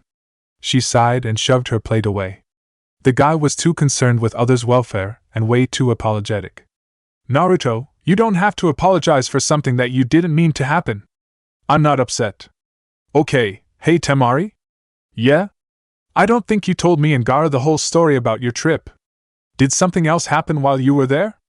If you give me some dessert, I'll tell you. Naruto smiled and left into the kitchen, coming back with an apple pie. Temari stared at it hungrily and held out her plate. He chuckled and cut her a generous portion, which she immediately devoured and held out her plate for another. You don't get any more until you tell me more about your trip. Fine. I told you everything about the meeting in the office. What I didn't tell you was that all your friends came to talk to me at different times to see how you were doing. Most were genuinely curious and wanted to know how you were faring. The Hyuga girl was happy that you were getting along so well. Her teammates were happy for you too. The others all just wanted particulars of what you were doing and why you chose Suna, whether or not I was actually going to go on a date with you, that kind of thing. The two most interesting were your former sensei and your teammate, Sakura. Temari was lounging in her hotel room, enjoying a snack of dango and chilled sake, when she heard knocks on the door. She growled as she got up. Those friends of Naruto's were about to drive her up the goddamn wall. They just wouldn't leave her be. The only ones who had been somewhat pleasant were Hinata, who had treated her to dinner in exchange for some stories about the amicable blonde, and Irika, who had offered to help her with whatever paperwork she might have this trip if she shared some of Naruto's teaching secrets with him. She was shocked to see Naruto's two ex-teammates standing before her. Sakura spoke up hesitantly. Temari-san, may we come in? We just want to ask a few questions and then we'll leave. Temari sighed and gestured for them to come in. Sure, why not? Everyone else has come by. I figured you two would be among the first. She waited until they were situated in the room's two chairs and she took up her station on the bed, sitting cross-legged while munching her dango. Well, go ahead, ask away. Kakashi cleared his throat and ran a hand through his silver hair. Temari did not like the man. She had heard Naruto's story of the Chunin exam and how he had asked Kakashi to stop Gaara's fight with Sasuke, fearing for his friend's life. Kakashi had blown him off and nearly caused Sasuke's death. No, she definitely didn't like the laid-back jounin. We just think that some of the things you've said are a little over-exaggerated. For one, Naruto can't be a Chunin without passing an exam. The kazekage himself promoted him. Very well. But him being a teacher at a school and only having been there for a short time. It doesn't sound plausible, and Naruto doesn't have the necessary skills to teach anyone. Temari narrowed her eyes and sat the dango down. She'd suddenly lost her appetite. And why, pray tell, is he not fit to teach? What makes him so unfit? Naruto doesn't even have a good grasp of the basics. How can he teach others something when he can't even do it? It doesn't add up. Yes, Temari-san, Naruto was always the weakest at the basics in the academy and on our team. Besides, he can't be around children with him being as unstable as he is. Unstable? How dare you say he's unstable? Those kids love him, and the way he teaches is perfect. He teaches practical things, not stupid-ass things like useless history and meaningless theory on simple techniques. But those things are vital to a ninja's growth. No, what is vital to a ninja's growth is that they realize that they aren't invulnerable, that there are always ways to grow and learn. They aren't bulletproof. Naruto is teaching those kids life skills, not just jutsus and book smarts. Sakura got a little miffed at the mention of book smarts. That was always her strong point.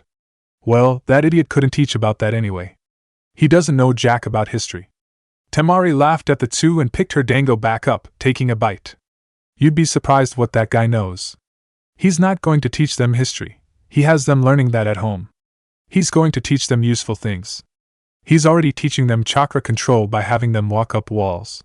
He's teaching them infiltration by using henge. He'll be starting them on kawarimi soon. He's beginning to build up their muscles and reserves by making them exercise. He's a good teacher. And how does he keep them in line? I know personally how much of a handful he was to teach. He uses Kage Bunshin to teach each one personally. That way no one is left out. Temari watched with satisfaction as realization dawned on the two's faces. But she also knew that changing an opinion didn't happen in one day. And these two were always some of Naruto's biggest detractors, no matter how well they covered it up. Well, I guess it's true that everyone has a niche in life. Naruto was never as strong as Sasuke-kun, so I guess teaching would be more his speed. He's broken his promise to me anyway. Temari nearly growled at the girl. Is that all he's useful to the two of you for? Bringing back that god-forsaken Uchiha? Ugh, I don't know why he cares about the three of you, it's beyond me. If you don't have anything else to say, I'd suggest you leave before my fan finds its way into my hands. Sakura and Kakashi stood abruptly, both rather angry at this point. Naruto was theirs, no one else's. He was the one that tied their group together, and the fact that he had left still stung. Kakashi left without another word, but Sakura was used to getting in the last jab and turned at the door. I suggest you rethink your stance on dating him too, Temari. He's not normal, you know.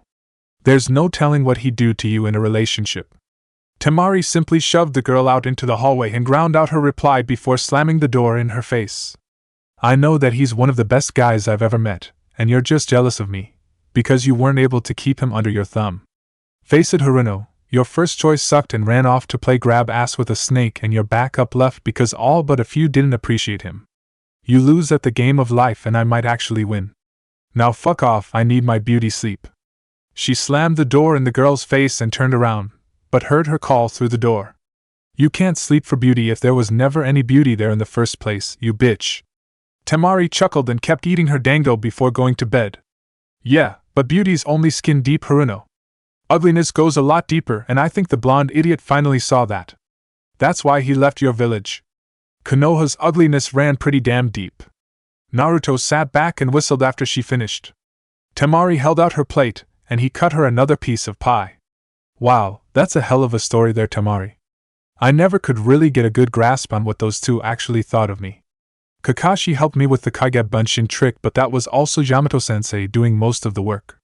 Kind of sad that my closest friends don't really see me as reliable. Temari nodded and finished off her pie, letting the fork drop with a clink. Don't let it get to you, Naruto. They're idiots, and one day, they'll realize how wrong they were to let you go. But before that, you and I have a date to plan. Naruto smiled and grabbed the plates, throwing them in the sink before filling it up to wash them. Temari appeared beside him and smiled. What you doing? I'm going to help you with the dishes. Besides, I can't let you do everything around her, can I? Sure you can. I don't mind, and the two of you have more duties than I do. But anyway, what about our date? Temari shivered when she heard the words our date. It seemed almost surreal. She smiled as he handed her a dish to dry and put away. Since you don't know the layout of the village very well or the best restaurants, I thought I'd pick everything. You just have to show me a good time. I promise to show you the best evening of your life. And if you don't, what would you have me do? Temari put her finger to her lip thoughtfully. The chances of this date failing were slim to none, but hey, it never hurt to have a contingency plan. And he was basically offering himself to her. She smirked as she thought of a fitting punishment. You have to be my slave for a whole day, complete with loincloth and a dog collar. What I say goes, no questions asked? Deal? Naruto paled when he heard the conditions. That was a little harsh. Don't you think that's a little extreme? And Kankura wouldn't ever let me live it up. Temari batted her eyelashes at him and patted his cheek. God, he looks so cute. Well, I guess you'd better not fuck up our date then, huh? Otherwise, I may get to see a side of Uzumaki Naruto nobody ever has. Or rather, a certain something no other girl has ever seen. The blood seemed to rush to Naruto's face, and he pressed himself against the counter so she couldn't see or get to his prized possession. Temari fought down a laugh and continued drying the dishes. I think I'm starting to like him. He's definitely boyfriend material, and I wonder what he would look like in a loincloth? She refused to answer Naruto's question of what the nosebleed was all about. Chapter 7. Nerves can ruin a date or save it. Naruto woke up the next morning at the crack of dawn. There was much to do and so little time to do it. He needed to perfect the Rasengan and the Rasen Shuriken. He had made good progress with the Rasengan and was well within completing it fully. The Rasen Shuriken was another story altogether. It was still shredding his arms, and the memory of that pain was not comforting. Luckily, none of his clones had had a QB episode and hadn't needed to be dispelled. He figured that another 200 clones and he'd have Rasengan perfected by lunch. He wondered how many he should dedicate to the Shuriken technique as he wandered down to start breakfast. He wanted to avoid Temari as much as possible, at least until that evening. That way they'd have something to talk about. He grunted as he grabbed some eggs out of the fridge. Thinking in too many directions had never been his strong point. First, he had to get his priorities straight for the day. As he sat the frying pan down on the burner and turned it on, he quickly stepped outside and formed 200 clones. He gave them their instructions and they rushed off into the desert to work on the technique. He figured it wouldn't be too long now, He shuffled back inside and cracked the eggs against the pan, pouring the yolks inside. Stage 1 complete, now for Stage 2. He waited for his eggs to finish before putting them on a plate and taking a seat at the table. As he quickly ate, his mind turned back to his date for the night. She was certainly a lively one. She loved to tease him for some reason, and yet, even when she was aggressive, there was an underlying playful tone to it. He shook his head and wolfed the rest of his eggs down. He couldn't afford to be distracted today. There was too much to do. Not wishing to wash his plate at the moment, he threw it in the sink and walked out the door. He focused and summoned nearly 500 clones, gave them their orders, and they left to start the Rasen Shuriken Jutsu. He hoped they would make some headway today. Turning on his heel, he began to trek to Gaara's office. He wanted to get started on his land if possible. Gaara had been having a peaceful morning, something not often seen in Suna. His hopes for it remaining like that were crushed when he saw Naruto walk through his door pulling an angry secretary behind him. The kazekage winced and sighed heavily. His blonde friend could be such a pain in the ass. "I'm telling you, you don't have an appointment to see Kazekage-sama. Please leave now. And I'm telling you, I'm a friend of his and it'll only take a moment. Get off me, lady! Mori, leave him be. I'll deal with him." The woman bowed and shot Naruto another glare before shutting the door behind her with a firm click. Naruto huffed and sat down in the chair in front of Gaara, ignoring the swirling sand behind him. "And why have you chosen to grace me with your presence this morning, Naruto? I hope it isn't anything too pressing? Or have you decided to renege on your date with my sister?" "Easy, easy. Nothing like that. I was just wondering if you'd found a plot of land for me to purchase yet. I was kind of hoping to get started on it." Gaara blinked twice and turned around to grab a scroll sitting on his windowsill. He tossed it to Naruto and leaned back in his chair. "It's on the outskirts of the city, outside the walls. It's all I could get you that put you away from everyone else. You have virtually unlimited space. It's larger than the compound. There is a small spring located in a cave on the property and sparse vegetation like you asked for. It is truly a desolate little piece of dirt. Why did you ask for those specific requirements?" Naruto grinned at his friend and stood to leave. He needed to inspect his new home. Because even a flower on the verge of dying can be brought back to bloom beautifully if taken care of with tenderness and love. "Remember that, Gaara." Naruto left out the room, glaring at the secretary as he went by. Gaara could have sworn that he saw electricity shoot between the two. He sighed as he ushered in his next appointment. "A dying flower, huh? I wonder if you can actually do anything with that dirt pit." Temari groaned as she woke up and stretched, her oversized t-shirt riding up over her toned tummy. She always slept in late on weekends she was off, simply because there was nothing better to do. Besides, she'd need all her energy for tonight. If there was one thing she'd learned over the years, it was that when with Naruto, expect the unexpected and be well rested. You never know what kind of trouble would follow the boy.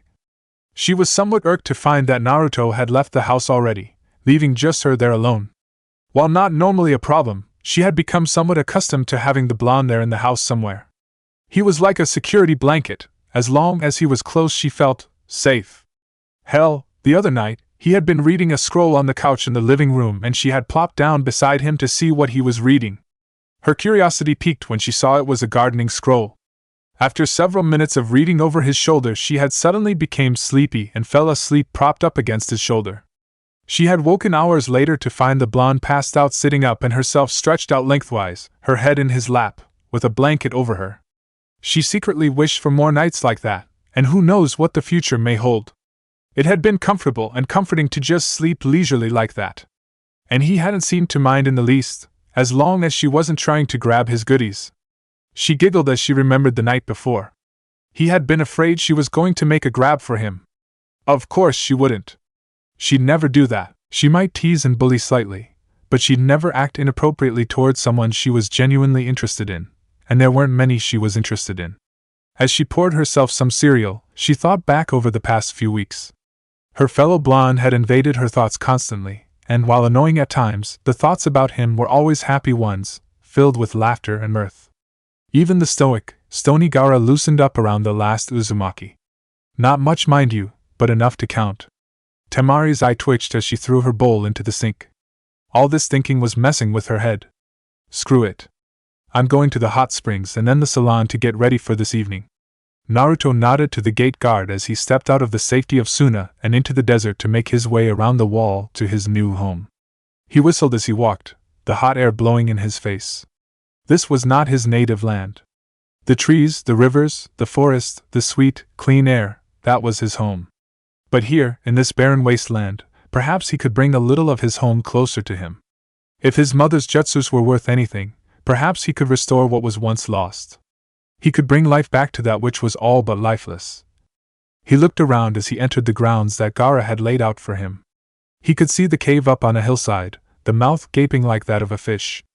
Naruto grimaced as he spun around, taking it all in. There was a cactus here and there, but other than that, no vegetation. I believe Gaara and I have a different definition of the word sparse. When he said sparse, he meant a plant every few feet, not 9 or 10 total in the whole area. He walked into the cave and looked around. It had a hole in the ceiling that filtered light in, and he noticed immediately why the place was lit up. Crystals of all shapes and sizes were everywhere. Prisms throwing light in every direction. It was spellbinding. He'd absolutely have to bring Temari here. That thought threw him for a loop. But upon further introspection, yes, he would bring her here. After all, it was pretty and girls liked pretty things. He walked to the far back of the cave and ran his hand over the rock. It was smooth and cool to the touch. Not like he'd expected. The spring in the middle of the cave was small and a pool of water had formed below it. He bent to drink and found the water cold and sweet. He'd have to inspect and see if he could find the source further down. He walked back outside into the sunlight and shielded his eyes from the sun. He turned back to stare into the cave one last time and saw a pair of black eyes staring back at him from the pool. The creature sat on 2 legs staring at him while washing something in the water. Its bushy tail swept back and forth, and its banded eyes seemed to bore into him. He watched as its whiskers twitched before its eyes widened and it suddenly poofed out of existence. Was that a raccoon? He shook his head and cursed himself for not covering up more while out under the accursed sun. He was already starting to hallucinate. Better to finish up what he wanted to do before heading back to the compound to research more. He walked down the hill and stopped beside a cactus at the bottom. He sat down underneath it in the shade of one of its arms and crossed his legs, his hands clasped together, his eyes screwed shut. He shut out everything around him, the wind, the sand, the blistering heat of that damned sun. He focused only on what lay beneath him, the untapped potential that the desert had lost for ages. He lost himself in the green, remembering his mother's written words. It is not enough to see the green, feel the green. You must lose yourself in the green, bring it to the surface, make it bend to your will. You must push the life-giving chakra into the green and force it into the sun. If it is existing flora, make it flourish, make it large, make it beautiful. If it is a seed, make it grow, make it strong, make of it what you will. The hardest thing to accomplish is to make green from nothing. The Shodaime Hokage was able to make Konoha by utilizing his jutsu. The green bowed to him and observed him as its master. But no man since has come close to ruling the green. The green is reluctant to serve. One must make it their own. Making barren land fertile again is a worthwhile cause, but it must be for the right reason. If one seeks to make the green come forth for ill will, the green will turn on that person and consume them. The green is like all other elements. It only bends because it wants to and recognizes the wielder as worthy of that power. One must have a tie to nature to use the green. If you are able to utilize the green, it will follow you wherever you go. It will help you in life. The green is vain and wants to be seen as beautiful. To bring the green to a place where there is no green makes it stand out, and it will be pleased. And remember always, the green can be your best friend, or your worst enemy. If you cannot make peace with it, better to let it alone than to be consumed by it. Naruto had pondered her words for quite a while now and thought he understood them. As long as he didn't use the green for malicious purposes, it would help him make this land beautiful again. All he had to do was act as the conductor and let it take its course. He shuddered when he felt the first spike as it began to creep toward the surface. He could literally feel it coming. Soon he felt the ground vibrate, and sand began to erupt everywhere around him. After several moments everything settled back down, and he opened his eyes to find green. In a 15-foot circle around him, everything was green. There was soft grass and a few flowers. There was even a small shrub. He knew of course that they would die without water, but if he kept them watered daily, until he could secure a better water source, surely the green would forgive him if the first experiment failed. He stood and glanced around, happy with his advancement. It's not near what Mom could have done, but then again, I don't remember reading where she tried to bring life back to a desert. I hope you are happy with our arrangement. He knelt on the grass reverently, and could feel a cool sensation pass through him. Whatever essence made up the green seemed to be pleased. That was a good sign. Naruto smiled and made his way back to the gates of Suna to get ready for his date. A furry figure watched from the mouth of the cave as the blonde ninja walked away, its eyes wide with excitement. He can make the green from nothing. The master will want to hear about this. Perhaps we have found the right one. It poofed away without a trace, throwing one last glance at the luscious green grass. Naruto sighed as he walked past the site where his clones were training. One of them saw him and dispelled itself, the memories flooding his mind. All the Rasengan clones had perfected the technique, and he smiled as he did it with no difficulty. It was like second nature now. Those clones had gone on to try to perfect the Rasen Shuriken, but that was still slow going. They were making small progress, however. The blood flow was lessening with every try. He waved to the guards as he walked past toward the compound. It still was unsettling even now to be walking through the streets of a city and not be looked down upon. Hell, some of the girls were pointing and giggling at him. Not because he looked funny, but because they were thinking impure thoughts about him. It made him happy and sad at the same time. Happy, because he was finally seen as a heartthrob. Sad, because in Konoha, no matter how good he looked, he was a demon. As he walked through the gates of the compound, he grimaced and looked up at the sky. Ah, fuck him. I've got a new life here. He walked inside to begin cleaning up for his date, and to get a little more study time in. Temari hummed happily to herself as she walked home. Her time at the spa and salon had been wonderful. She couldn't remember the last time she'd gone there with intent to impress someone. Probably never, but hey, that's beside the point. She bounded up to her room to get ready for the evening, ignoring the sounds coming from Naruto's bedroom. She'd be seeing him soon enough. She began to dig through her closet to find something, anything to wear. She frowned at her minuscule selection. She really should have gone shopping earlier. All she had were kimonos and the old battle dresses she used to wear. Temari was a practical girl though, and figured that a teal kimono would be best, as it complemented her eyes. She wasn't truly sure what he would be wearing, but then again, she didn't really care. He could show up in a clown outfit for all she cared, as long as she had a good time. She knew he was a good person and totally worthy of her consideration. This was just to get to know him better. She jumped onto her bed and grabbed a stuffed bear, cuddling it to her chest. The world outside may know her as a jounin, a kunoichi, the sister of the kazekage, but here, in her own domain, she was a soft, caring individual. She loved her stuffed animals and the comfort they brought her. They helped her to think. And right now, she needed to think. She had a date to plan out and a boy to impress. She had her kimono, now she needed to finish the ensemble. Her shoes weren't of much consequence. She'd just wear some formal sandals and that was that. She never wore much jewelry, so a necklace wouldn't be a bad idea, but she didn't want him to take his eyes away from her. She wanted him to look at her, not at anything too glittery. Makeup was out of the question. She looked good without it, and she knew it. Besides, she'd have to raid Kankura's room to get some, and she absolutely refused to wear kabuki makeup. Nope, not happening. Her mind wandered to what Naruto was doing at the moment. She wondered if he was as worried over the date as she was. Naruto was freaking out. He had no idea what to do on a date. Sure, he'd gone out eating with his friends and had even eaten out alone with Sakura once, but Sai and Kakashi had interrupted them. He shook his head and looked back at the scroll that he had been intending to read further into. He was letting old memories get to him. He needed to look to the future. He needed to think about the date. Oh fuck. What time is it? He immediately swung his eyes to the clock and blanched when he saw he only had an hour to get ready. He snapped the scroll back shut and leapt off the bed, headed for the bathroom door. He needed to shower and then pick out what he was going to wear. Shit.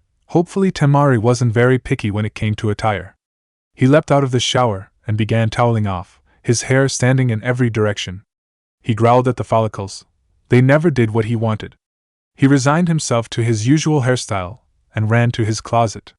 He wanted to knock her on her, but with his sense of fashion, but he had little in the way of evening wear. He'd have to use his normal clothes and try to look acceptable. At least he had one suit that was semi-formal. It would at least get him into any restaurant she wanted to go to. He threw on the outfit and summoned a clone to look him over. So? How's it look?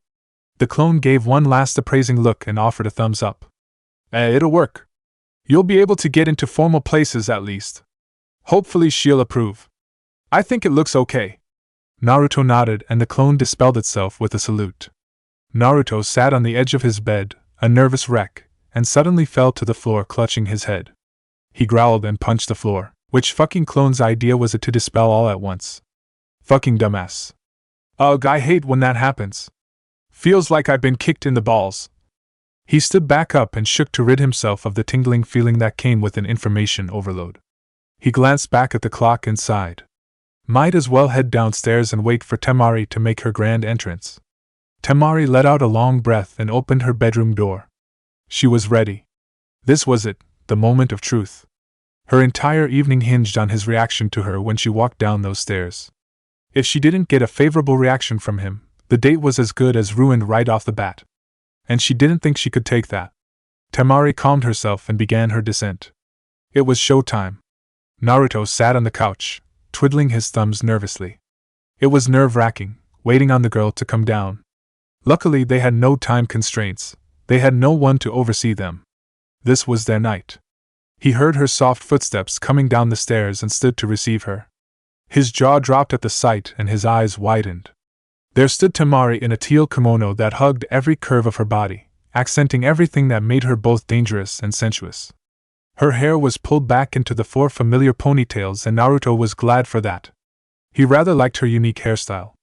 She wore no jewelry or makeup, save for a locket on a choker around her neck that only diverted his attention for a moment. His eyes traveled all over her, taking in the luscious curves and the newly manicured toenails, back up to her taut stomach and the white sash around her waist, to her smooth arms and finally to her immaculate face. He drowned in her green eyes and had to pull away so that he wouldn't get lost in them. He stared at her pouting lips and barely registered the gasp that escaped her lips or the hand that rose to her chest. He was drinking up everything about her. She was beautiful. Temari had walked downstairs slightly hyperventilating. She had rounded the corner of the small hallway and had kept her eyes unfocused until Naruto had taken in her appearance. She heard no response and her heart sank. Slowly, she raised her gaze until she saw how he was dressed and she gasped and her hand flew to her chest, right over her heart. Before her stood a young man who seemed to be chiseled from the finest stone, created by a master artisan. Everything about him screamed danger and yet, he also exuded a calming aura. His well-defined muscles were present under the long-sleeved white button-up shirt he wore, the black jacket slung over his arm. The black pants were loose and yet, if she squinted hard enough, she could see the well-muscled legs beneath them. He was the epitome of how a shinobi should look. She noticed how his hair fell over his eyes and gave him an otherworldly look. She liked it like that.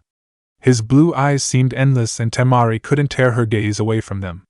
She was somewhat aware of the fact that he was blatantly staring at her, and usually that would warrant a bash over the head. But for the moment, they were both allowed to look unhindered. She took in his whisker marks and suddenly wanted to touch them again. She wanted to run her fingers through that oddly feeling hair. He was perfect. Both let out breaths they hadn't known they were holding and he spoke before her. "You're so beautiful." She blushed slightly at the high praise and offered her own appraisal. "You're so handsome." Naruto let a nervous grin splay across his face and crossed the room to stand in front of her and held out his arm. "Shall we?" Temari smiled and hooked her arm in his. Tonight was going to be good. "Yes, let's." The crowd seemed mesmerized by the two blondes that walked through the city on their way to dinner. Neither had said anything during their walk, preferring to save conversation for dinner, but both felt extremely comfortable with one another. Temari, despite the chilled night air, felt warm and felt no sign of goosebumps on her arms.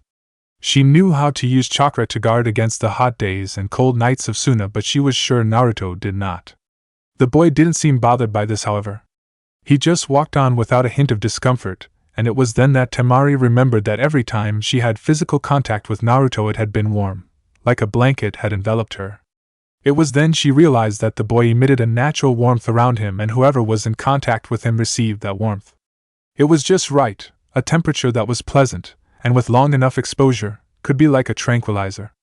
Temari was enjoying it already. They reached the restaurant she had chosen and were ushered in immediately. Temari chose the best food and drink for the both of them, and they lapsed into conversation to pass the time. So tell me, Naruto, what did you think when you found out who your parents were? A sad smile flitted across his face, and his voice echoed both his happiness and sadness. I was both ecstatic and angered, at the same time. I finally knew who they were. I had pictures, I had a family.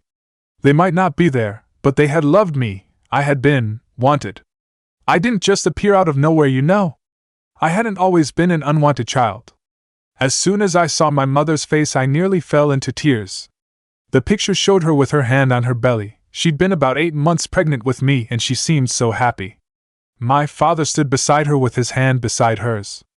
I was happy that I was his son, but at the same time, Naruto's face darkened and Temari stiffened slightly.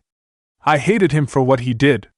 I don't now, but for a second I did. I understand that the needs of the many outweigh the needs of the few, but the way Konoha treated me, were they really worth it? I wasn't chosen to be the jailer because of worth.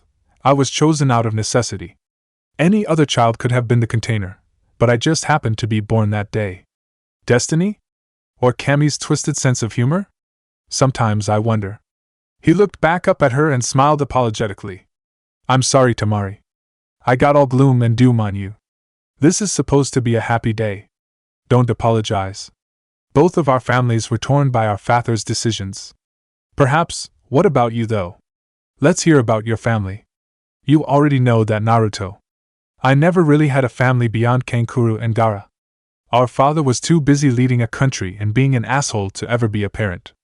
Our mother was a loving individual to Kankuro and I, but I question how loving she was when she cursed Gaara upon his birth.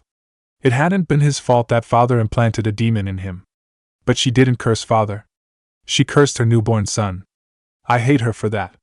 Temari looked into his eyes, expecting to see anything but the understanding she saw. How was it that the boy was so empathic? I understand completely. I wonder at times if my mother cursed me for harboring a demon before she died. If she saw her son as a demon, instead of the child she gave birth to. You know, I don't even know if my whisker marks are natural or not. I guess it's my mark, kind of like the shape of my eyes and my canines. But enough about me, let's hear about you. What do you want to know? What you like, what you don't like, your dreams, you know, that stuff. This isn't a genin assignment, Naruto. You already know all that. Let's swap war stories. I'll start. They'd sat, sharing stories of their times as ninja of the past, until their food arrived. Conversation was put on hold immediately. Food was more important at the moment. Temari covered her eyes with both hands and sighed. Everything had gone perfectly until the food arrived. They were hitting it off so well, and then Naruto became a bundle of nerves because he didn't want to offend her with his horrible manners. She, of course, didn't care, but he didn't want to embarrass her. He'd ended up spilling his drink all over her kimono, dumped some of his food on the floor, and had nearly dumped the table over when he stood up. She knew he wasn't that clumsy normally, he was just nervous. And now he was walking beside her with his head hanging in shame. She looked at him and frowned. He hadn't said a word since they'd left the restaurant. It just wasn't like the perpetually happy ninja to be depressed, and she was going to save their date one way or another. Naruto was despondent. He'd totally ruined everything. The one girl who had shown interest in him, true interest, and he'd fucked up everything. Why did he have to be such a klutz? It nearly brought tears to his eyes. She hadn't said anything to him since they'd paid the bill, and he hadn't the courage to say a word. It would only make the situation worse. He was suddenly jerked in the opposite direction by a firm hand. Come on, Naruto, we're going somewhere else. He nodded his consent and let himself be led. When they got there, he'd apologize for his behavior and beg her forgiveness. Temari sighed as they stood atop the cliff overlooking Suna. It was truly beautiful on a full moon. The minerals in the desert seemed to twinkle like a million stars. Her vision swung to the blonde beside her, his eyes still downcast. Naruto! His head immediately snapped up. Temari, I'm sorry.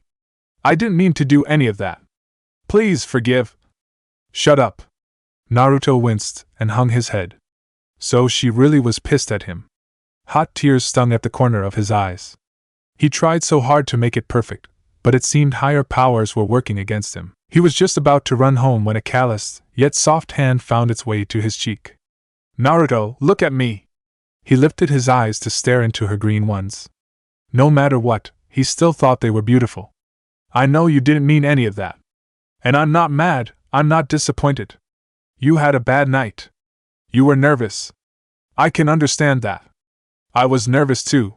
You didn't ruin your date's clothes. No, I didn't. But I also realized that I'm not perfect. That could have easily been me, Naruto, dumping everything on you.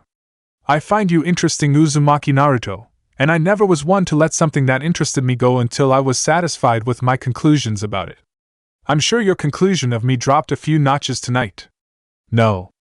I'm not holding tonight against you. You know what to expect of a date now. Next time will be better. And the one after that, and the one after that. It'll get better, I promise. Naruto gaped at the girl and his breath hitched. She had yet to take her hand away from his cheek. But why would you want to go on another date with me? Why take such an interest in me? Temari sighed and her hand dropped from his face to her side, as she turned back to the desert. She missed the warmth he gave off already and shivered slightly. You're a good person, Naruto. No matter what anyone says, I know it, Gaara knows it, Kankuro knows it, and you know it. I want to get to know you better because you're one of the few guys I've ever come across who seemed worthy of my time.